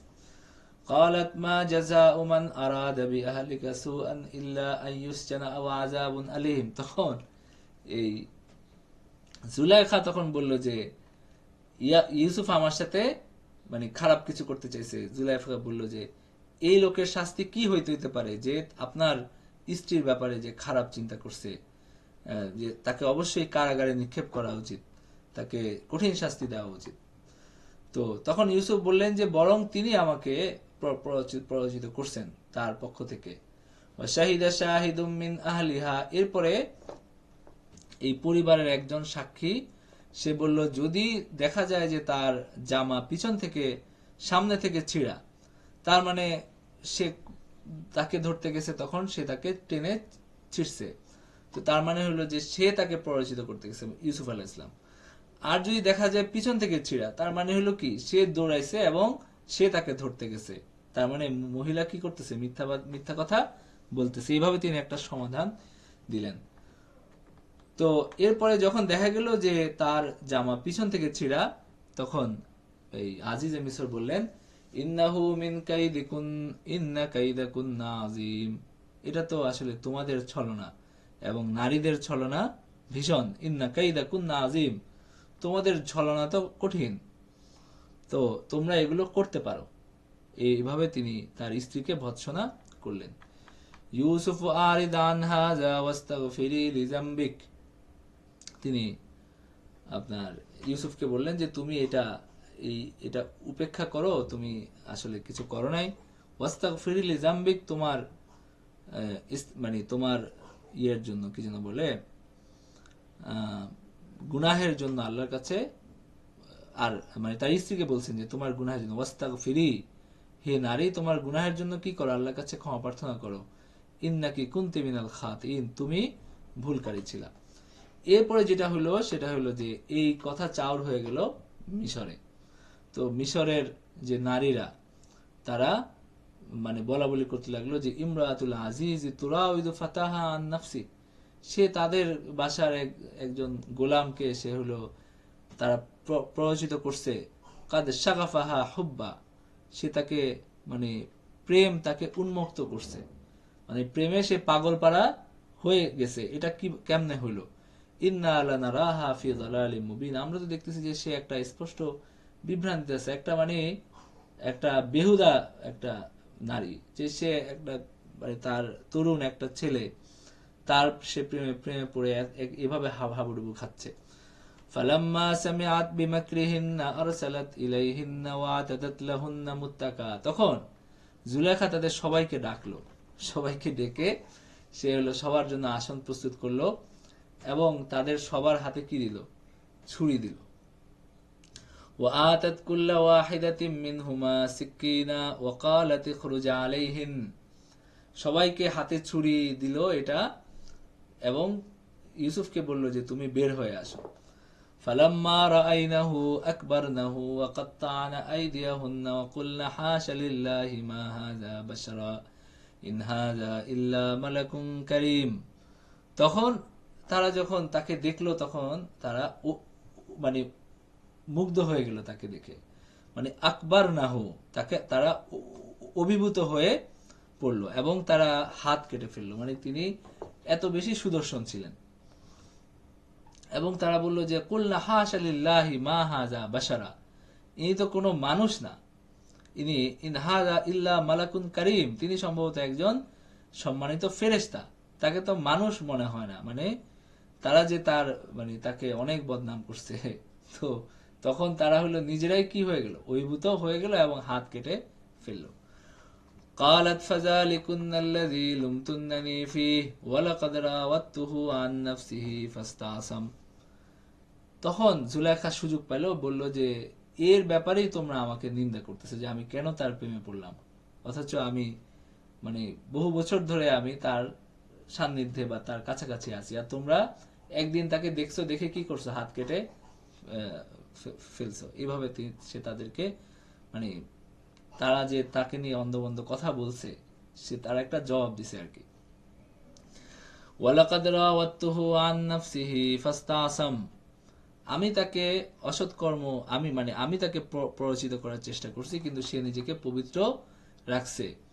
আমি তাকে যা আদেশ করেছি সে যদি তা না করে তবে সে কারারুদ্ধ হবে এবং সে লাঞ্ছিত হবে। মানে মানে জুলেখা তার সংকল্প কি করে নাই, ত্যাগ করে নাই, সে আবার তাকে প্ররোচিত করবে সেই কথা সে বলল। তখন ইউসুফ আলাইহিসসালাম তার রব মানে তার মনিবকে আজিজে মিসরকে বললেন যে আমার প্রতি কি, আমার জন্য এই কারাগার ভালো, আসসিজনু আহাব্বু ইলাইয়া মিম্মা ইয়াদউনানি ইলাইহি, তারা আমাকে যেদিকে ডাকে এর চেয়ে আমার জন্য কারাগার ভালো। ওয়া ইল্লা তাসরিফা আন্নি কাইদাহুন্না আসবু ইলাইহিন্না ওয়া আকুম মিনাল জাহিলিন, আপনি যদি তাদের ছলনা থেকে আমাকে রক্ষা না করেন তবে আমি তাদের প্রতি আকৃষ্ট হয়ে পড়ব এবং অজ্ঞদের অন্তর্ভুক্ত হব। ফাস্তাজাবা লাহু রাব্বুহু ফাসারাফা আনহু কাইদাহুন, তার রব তার আহ্বানে সাড়া দিলেন এবং তাকে তাদের ছলনা থেকে রক্ষা করলেন। তিনি সব না, এখানে রব বলতে আল্লাহর কথা বোঝানো হয়েছে, যে আল্লাহ তাকে কি করলেন? কারাগারে প্রেরণ করার ব্যবস্থা করলেন। এবং নিদর্শনাবলী দেখার পর তাদের মনে হলো যে তাকে কিছু কালের জন্য কারারুদ্ধ করিতেই হবে, মানে আরো কিছু ঘটনা ঘটার পরে তারা সিদ্ধান্ত নিল যে না, তাকে কারাগারেই পাঠাইতে হবে। তিনি কোনোভাবেই তাদের কুপ্রস্তাবে রাজি হলেন না এবং তিনি কারাগারে চলে গেলেন। সেইখানে যে ঘটনা ঘটলো সেখানে দুইজন ব্যক্তি তার সাথে কারাগারে ঢুকলো। ودخل معه السجن فتيان قال أحدهما إني أراني آسر خمرا। এই ঘটনা কিন্তু এরকম না যে তিনি ঢুকলেন সাথে সাথে তারা ঢুকে গেল, ব্যাপারটা এরকম না, বরং আরো অনেক দিন পরে, বহু বছর পরে, হইতে পারে 7 বছর মনে হয় তিনি কারাগারে ছিলেন সম্ভবত। তো এক পর্যায়ে তারা দুইজন, মানে কি এখানে একটা ব্যাপার হয়েছিল, সেটা হলো যে বাদশাকে হত্যার ষড়যন্ত্র হয়েছিল, মিশরের বাদশাকে হত্যার ষড়যন্ত্র, তাকে বিষ দেওয়া হয়েছে তার খাবারে। তো একজন হইলো তার জন্য শরবত বানাইতো, মানে আঙ্গুর থেকে তার জন্য আঙ্গুর নিংড়ে সে হলো রস বানায় বাচ্চাকে পান পাত্র, মানে সাকি যাকে বলে আর কি, যে সে হলো তার জন্য পানীয় প্রস্তুত করত। আর আরেকজন ছিল তার জন্য খাবার রান্না করত। এখন বিষ দিছিল হইলো যে খাবার রান্না করে সে। এখন যখনই ধরা পড়ছে যে খাবারে বিষ আছে, দুইজনকেই গ্রেফতার করে দুইজনকেই কারাগারে পাঠায়, যেহেতু তারা দুইজন খাবার দায়িত্বে। তো এই দুইজন ব্যক্তি কথা বলতেছেন যে দুইজন মিশর, মানে তার সাথে যে জেলে প্রবেশ করলো এবং তারা স্বপ্ন বর্ণনা করলো ইউসুফ আলাইহিস সালামের কাছে। একজন বলল যে আমি স্বপ্নে দেখছি যে আমি মদ বানাচ্ছি, আরেকজন বলল যে আমি এরকম স্বপ্ন দেখছি যে আমি মাথায় রুটি বহন করতেছি এবং পাখিরা আমার মাথা থেকে রুটি মানে খাচ্ছে, আপনি আমাদেরকে এটার তাবির বলেন। তো ইউসুফ আলাইহিস সালাম বললেন, তোমাদেরকে যে খাদ্য দেওয়া হয় তা আসার পূর্বে আমি তোমাদেরকে স্বপ্নের তাৎপর্য জানিয়ে দেব, মানে খাবার যে দেওয়া হবে, জেলখানায় যে খাবার দেওয়া হয়, এটা আসার আগে আমি তোমাদেরকে এটা জানাবো, আমি জানি, স্বপ্নের তাবির আমি দিতে পারি। তো ইন্নী তারাকতু মিল্লাতা কাওমিন লা ইউমিনুনা বিল্লাহি ওয়া হুম বিল আখিরাতি হুম কাফিরুন। আমি যা তোমাদেরকে বলবো তা আমার প্রতিপালক আমাকে যা শিক্ষা দিয়েছেন তা থেকে আমি বলবো। যে সম্প্রদায় আল্লাহ তাআলার প্রতি বিশ্বাস করে না তারা আখিরাতে অবিশ্বাসী, আমি তাদের মতবাদ বর্জন করেছি।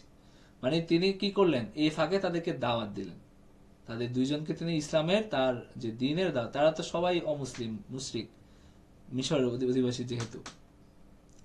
এবং তিনি বললেন যে আমি আমার পিতৃপুরুষ ইব্রাহিম, ইসহাক এবং ইয়াকুবের ধর্ম অনুসরণ করি এবং আমাদের সাথে কি নাই, শিরকের কোনো সম্পর্ক নাই, এবং এটা আল্লাহ তাআলার মানে করুণা বা অনুগ্রহ মানুষের উপরে, এবং মানুষ এটা জানে না। তো এরপরে তিনি তাদেরকে বললেন যে এক রব ভালো নাকি, মানে আরবাব মুতাফারিকুনা খায়র, অনেক ভিন্ন ভিন্ন এই যে বানানো রব এরা ভালো নাকি আমি লাহুল ওয়াহিদুল কাহার, পরাক্রমশালী এক আল্লাহর মানে ইবাদত করা ভালো। এবং তিনি বললেন যে তোমরা যাদেরকে ইবাদত করো তারা তো কিছু নাম ছাড়া আর কিছুই না, এই কথাও তিনি তাদেরকে বললেন, মানে তাদেরকে বকায়দা দ্বীনের দাওয়াত দিলেন। এরপরে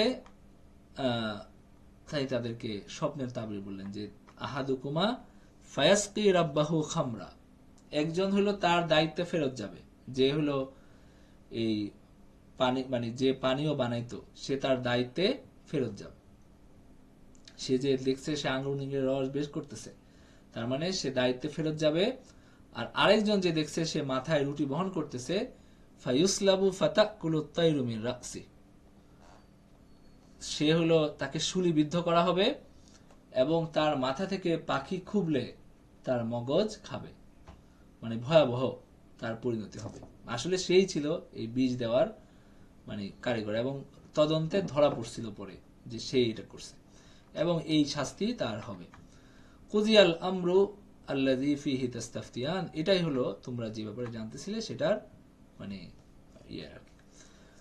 তো যে হলো মানে মুক্তি পাবে বলে ধারণা করা হচ্ছে, মানে তিনি তাবির করছেন, তিনি তাকে বলছেন যে তোমার রবের কাছে, মানে তোমার যে বাদশাহ তার কাছে আমার কথা বলো। এরপরে সে এটা মানে ভুলে গেল দীর্ঘ সময়ের জন্য। ফালাবিসা ফি সিজনি বিদা আসিন, এরপরে আবার তিনি 7 বছর প্রায় তিনি কারাগারে ছিলেন।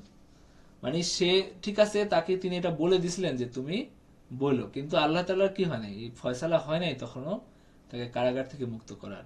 আল্লাহ তাআলা বলেন ফানসাহু শাইতান, শয়তান তাকে ভুলিয়ে দিছে, তার আর মনে পড়ে নাই দীর্ঘদিন। তো তো এই যে দীর্ঘদিন পরে বাদশা একটা স্বপ্ন দেখছে, মিশরের বাদশা স্বপ্ন দেখছে কি, ইন্নী আরা সাবা বাকারাতিন সিমানি ইয়াকুলুহুন্না সাবউন আইজাফ। তিনি স্বপ্ন দেখছেন যে সাতটা মানে আপনার হলো স্থূলকায় গাভী, তাদেরকে সাতটা শীর্ণকায় গাভী ভক্ষণ করছে। মানে সাতটা মোটা তাজা গাভীকে খেয়ে ফেলছে সাতটা একদম শীর্ণকায় হাড় জিরজিরা গাভী।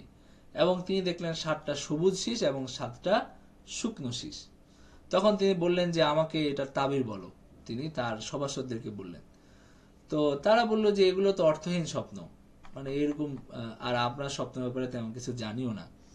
তখন ওই মুক্তি পেয়েছে তার তখন মনে পড়লো যে আরে আমি তো এরকম একটা স্বপ্ন দেখছিলাম এবং আমাকে সঠিক তাবির তো করছে এবং আমি এখন এখানে আছি। তখন সে বলল যে আমি এমন একজন ব্যক্তিকে জানি যে হলো মানে মানে আমাকে তার কাছে পাঠাও, আমি সেখান থেকে তাবির নিয়ে আসব।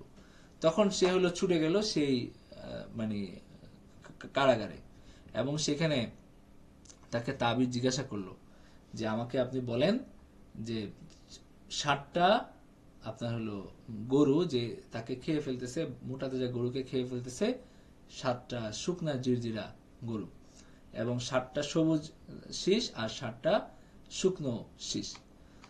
তো এটা তাকে জিজ্ঞাসা করলো। তো তখন তিনি বললেন যে তোমরা 7 বছর একাদিক্রমে চাষ করো, 7 বছর প্রচুর ফলন হবে। এরপরে তোমরা যে শস্য কর্তন করবে তার মধ্যে সামান্য পরিমাণ তোমরা ভক্ষণ করবে, আর বাকিগুলা শীষ সমেত তোমরা রেখে দিবে। এরপরে 7টা কঠিন বছর, মানে 7টা খরার বছর আসবে, মানে ওই বছরগুলোতে কোনো মানে ফসল আর হবে না, এরকম হবে। তো যা তোমরা পূর্বে সঞ্চয় করে রাখছিলা সেটা তখন তোমরা খাবা। কেবল সামান্য কিছু যা তোমরা সংরক্ষণ করবে তা ছাড়া, মানে পরবর্তী সময়ের জন্য তোমরা যেগুলা সংরক্ষণ করবে, মানে বীজ হিসাবে সংরক্ষণ করবে, সেটা ছাড়া এই 7 বছর ধরে তোমরা এটা খাবা। এরপরে আসবে 1 বছর, সেই বছর মানুষের জন্য প্রচুর বৃষ্টিপাত হবে এবং সেই বছর প্রচুর মানুষ ফলের রস নিংড়াবে, মানে প্রচুর মানুষ তখন সমৃদ্ধিতে থাকবে, তারা মদ বানাবে, তারা জুস বানাবে, খাবে। আচ্ছা, এরপরে রাজা যখন এটা শুনলেন তখন বলল ইউসুফকে আমার নিকট নিয়ে আসো। তখন দূত তার নিকট উপস্থিত হলো এবং সে বলল যে তুমি তোমার প্রভুর নিকট ফিরে যাও এবং বলো যে নারীগণ হাত কেটে ফেলেছিল তাদের অবস্থা কি। মানে ইউসুফকে রাজা বের করে নিয়ে আসছে, কিন্তু তিনি বললেন যে আমি তো যে অভিযোগে আমাকে কারাগারে পাঠানো হয়েছে সেটা নিষ্পত্তি না করে আমি বের হব না। আপনি রাজাকে খবর নিতে বলেন যে আমার যারা হাত কেটে ফেলছিল, আমার উপরে যে অভিযোগ দেওয়া হয়েছে সেটার অবস্থা কি। তখন রাজা নারীগণকে বললেন যে যখন তোমরা ইউসুফ থেকে অসৎকর্ম কামনা করেছিলে তখন তোমাদের মানে কি হয়েছে, মানে কি ঘটছে সেখানে। তারা বলল যে কুলনা হাশা লিল্লাহি মা আলিমনা আলাইহি মিন সু, মানে তারা বলল যে আমরা আসলে আল্লাহর পানা যে আমরা তার ব্যাপারে খারাপ কিছু জানি না। মানে আমরা ঠিক আছে তাকে প্ররোচিত করছি নানানভাবে, কিন্তু আমরা তার কাছ থেকে কোনো খারাপ কিছু পাই নাই। এবং শেষ পর্যন্ত আজিজে মিসরের স্ত্রী তাকেও ডাকা হলো, সেও বলল যে আল আনা হাসাল হক আনা রাওয়াতুহু আন নাফসিহি ওয়া ইন্নাহু লামিনাস সাদিকিন, যে আমি নিজে হলো তাকে আমি প্ররোচিত করছিলাম, কিন্তু সে হলো সত্যবাদী, সে কোনো খারাপ কাজে জড়ায় নাই। জালিকা, তখন ইউসুফ আলাইহিস সালাম বললেন যে এটা এই জন্য যে জালিকা লিয়ালামা আন্নী কালাম আখুনহু বিল গায়বি ওয়া আন্নাল্লাহা লা ইয়াহদি কাইদাল খাইনিন। ইউসুফ আলাইহিস সালাম বললেন যে এটা আমি এই জন্য করলাম যেন তিনি জানিতে পারেন যে আমি তার কোনো খেয়ানত করি নাই, মানে আমার মুনিব, আমার রব হলো আজিজে মিসর যেন জানতে পারেন যে আমি তার কোনো খেয়ানত করি না, তার অনুপস্থিতিতে আমি কোনো খেয়ানত করি না, এবং আল্লাহ তাআলা বিশ্বাসঘাতকদের ষড়যন্ত্র তিনি সফল করেন না। তো এটা মানে তিনি নির্দোষ প্রমাণিত হলেন ইউসুফ আলাইহিস সালাম। এরপরে আসতেছে পরের রুকুতে, পরের পারাতে। আমরা ইনশাল্লাহ কালকে আবার পড়বো। কোনো প্রশ্ন আছে কারো? জি, আমার একটা প্রশ্ন আছে। জি। ওই যে ইব্রাহিম আলাইহিসসালাম আর লূত আলাইহিসসালামের ব্যাপারে যে আয়াতটা আমরা পড়লাম, যে লূত আলাইহিসসালাম কমকে শাস্তি দেওয়ার ব্যাপারে ইব্রাহিম আলাইহিসসালাম মানে দোয়া করতেছিলেন আল্লাহর কাছে যেন এরকম এত তাড়াতাড়ি শাস্তি না দেওয়া হয়। তো না, লূত দোয়া আলাইহিসসালাম কি করতেছিলেন ইব্রাহিম না। আলাইহিসসালামের পেলে হ্যাঁ, মানে উনি কিভাবে পেলেন লূত আলাইহিসসালামের কমকে? ওনারা কি মানে সমকালীন নবী ছিলেন নাকি আগাম হ্যাঁ, জানানো হ্যাঁ, হয়েছিল ইব্রাহিম আলাইহিসসালাম? সমকালীন নবী ছিলেন। মানে লূত আলাইহিস সালাম ছিলেন তারই আত্মীয়, ঠিক আছে। লূত আলাইহিস সালাম ছিলেন তার ভাতিজা সম্ভবত, এবং তাকে নবী বানিয়ে প্রেরণ করা হয়েছিল ওই কওমের কাছে। তো তখন আসলে একজন নবীকে সারা পৃথিবীর জন্য করা হয়েছে এরকম হয় নাই। এবং তখনকার অবস্থা, যোগাযোগ ব্যবস্থা যেমন ছিল, এটা আসলে বাস্তব ছিল না বা সম্ভবপর ছিল না যে একজন সারা দুনিয়ায় দাওয়াত নিয়ে যাবেন। এটা তখন হয় নাই। বরং যেমন হজরত ইব্রাহিম আলাহ ইসলামকে তার জাতির কাছে প্রেরণ করা হয়েছে, হজরত লূত আলাহ ইসলামকে ওই জাতির কাছে প্রেরণ করা হয়েছে। তিনি বাইরে থেকে গেছিলেন তাদের কাছে সত্যের দাওয়াত নিয়ে, এই আর কি। তো ঠিক আছে। লূত আলাইহিসসালাম ফেরেশতারা যাওয়ার আগে ইব্রাহিম আলাইহিসসালামের কাছে গেছেন, তাই না? না, ফেরেশতারা যাওয়ার আগে কেন যাবেন? মানে বলতে চাচ্ছি যে লূত আলাইহিসসালামের কাছে খবরটা যাওয়ার আগে ফেরেশতারা ইব্রাহিম আলাইহিসসালামের কাছে খবরটা হ্যাঁ, দিয়েছেন, তাই হ্যাঁ, হ্যাঁ, বলছি। ইব্রাহিম মানে তারা দুনিয়াতে আসছেন, দুনিয়াতে এসে প্রথম ইব্রাহিম আসলামের কাছে গেছেন, সেখানে তাদেরকে হ্যাঁ, হ্যাঁ, সুসংবাদ এটাই দিয়েছেন। বলতে চাচ্ছি। সুসংবাদ দিয়ে তারপরে তারা লূত আসলামের কাছে গেছেন, এই আর কি। জি, বুঝতে পারছি। আচ্ছা, আর কোনো প্রশ্ন আছে কারো? উস্তাদ একটা জিনিস, জি। এই যে ইব্রাহিম আলাইসাল্লাম বা লূত আলাইসাল্লাম, এই নবীগুলা কোন দিকে আসছিল, এরকম তাফসিরে কি এরকম কোনো উল্লেখ আছে? আহ, কোন দিকে যে মানে মানে কোন পৃথিবীর কোন, মানে অঞ্চলে? কোন জায়গায়, হ্যাঁ হ্যাঁ হ্যাঁ, মানে পৃথিবীর কোন আচ্ছা, জায়গাগুলোতে ছিল তাদের না, এটা তো আবাসস্থল? এটা তো আমরা বিভিন্ন সূত্রে আমরা জানতে পারি। যেমন হলো হজরত ইব্রাহিম আলাহ ইসলামের যে কেনানে জন্ম হয়েছিল হজরত ইয়াকুব আলাহ ইসলাম। হজরত হলো তাদের আদি নিবাস ছিল এখানে। ইউসুফ আলাহ ইসলামের জন্ম এখানে। তো এরপরে তাকে মিশরে নিয়ে যাওয়া হয়েছে। তার মানে এটা হলো ফিলিস্তিন আর কি। ফিলিস্তিন থেকে তাকে মিশরে নিয়ে যাওয়া হয়েছে। এবং লূত আলাহ ইসলামের যে জাতি, সেটা তো হলো এই যে বর্তমান যে জর্ডানের যে মৃত সাগর আছে সেই জায়গায় তাদের বসতি ছিল, এবং সেটাকে ওলটপালট করে করে করে দেওয়া হয়েছে। তো এভাবে আর কি, এরকম। এবং জি, বুঝতে ইরাকের পারছি। ইরাকের ভাব মানে সম্ভবত নমরুদের যে রাজত্ব, এটা ইরাকের একটা জায়গায় ছিল। তো সেখান থেকে তিনি আবার হিজরত করে চলে গেছিলেন এই যে ফিলিস্তিনে। এবং এই জায়গা, এই মধ্যপ্রাচ্যের বিভিন্ন জায়গায় এটা হয়েছে, এবং মানুষের তখন মূল বসতি এই জায়গাগুলোতে ছিল, ঠিক আছে। এই আর কি। তার মানে আফ্রিকার কিছু পার্ট আর মিডল ইস্টের পার্ট গুলো দিয়ে মোটামুটি সব নবী রাসূল, মানে যেগুলো জানা যায় আর কি। হ্যাঁ, আমরা যেগুলো জানি তাদের সম্পর্কে এখানে এখানে তারা আসছেন, এবং এখানেই তারা হলো বিভিন্ন ঘটনা ঘটছে। মিশর এবং হলো এই যে ফিলিস্তিন, সিরিয়া, জর্ডান, এইসব জায়গায়। জি ওস্তাদ, আর একটা জিনিস লাস্ট, মানে আমাদের বাংলাদেশ বা মানে বাংলাদেশ পাকিস্তান এই এশিয়া অঞ্চলে মানে কোনো কি সরাসরি কোনো নবী যাওয়ার ঘটনা আছে, মানে জানা যায় নাকি? আহ, অনেক পরে, আল্লাহ রসুলেরও অনেক পরে উম আহ, তাবেইনরা প্রথম গিয়ে ইসলাম প্রচার করছে এরকম? না, এখন ব্যাপার হলো যে আপনার হজরত আদম আলাহ ইসলাম, অনেকে বলেন যে তিনি ভারতে তাকে নামানো হয়েছিল কিনা, অথবা তাকে শ্রীলঙ্কায় নামানো হয়েছিল কিনা, ছিল। এরকম কিছু আছে। এবং তারা হাঁটতে হাঁটতে গিয়ে মানে দীর্ঘ দিন তারা হলো মানে পরস্পরকে খুঁজছেন। হাওয়া আলাহ ইসলামকে এক জায়গায় নামানো হয়েছে, আদম আলাহ ইসলামকে আর এক জায়গায় নামানো হয়েছে, এরপরে তাদের এক জায়গায় সাক্ষাৎ হয়েছে। তো এরকম কিছু আছে। কিন্তু ব্যাপার হলো যে আমাদের এখানে যেহেতু জনবসতি যদি থেকে থাকে, তাহলে অবশ্যই আল্লাহ তাআলা তাদের হেদায়েতের ব্যবস্থাও করছেন। কিন্তু ব্যাপার হলো যে এগুলো আমরা জানি না, মানে এগুলোর ব্যাপারে আমাদের কাছে নির্দিষ্ট তথ্য নাই। যেমন হলো এই যে বেদ, হিন্দুরা যেই সমস্ত ধর্মগ্রন্থগুলো, এগুলো তো বোঝা যায় যে এগুলো আসমানি কিতাব।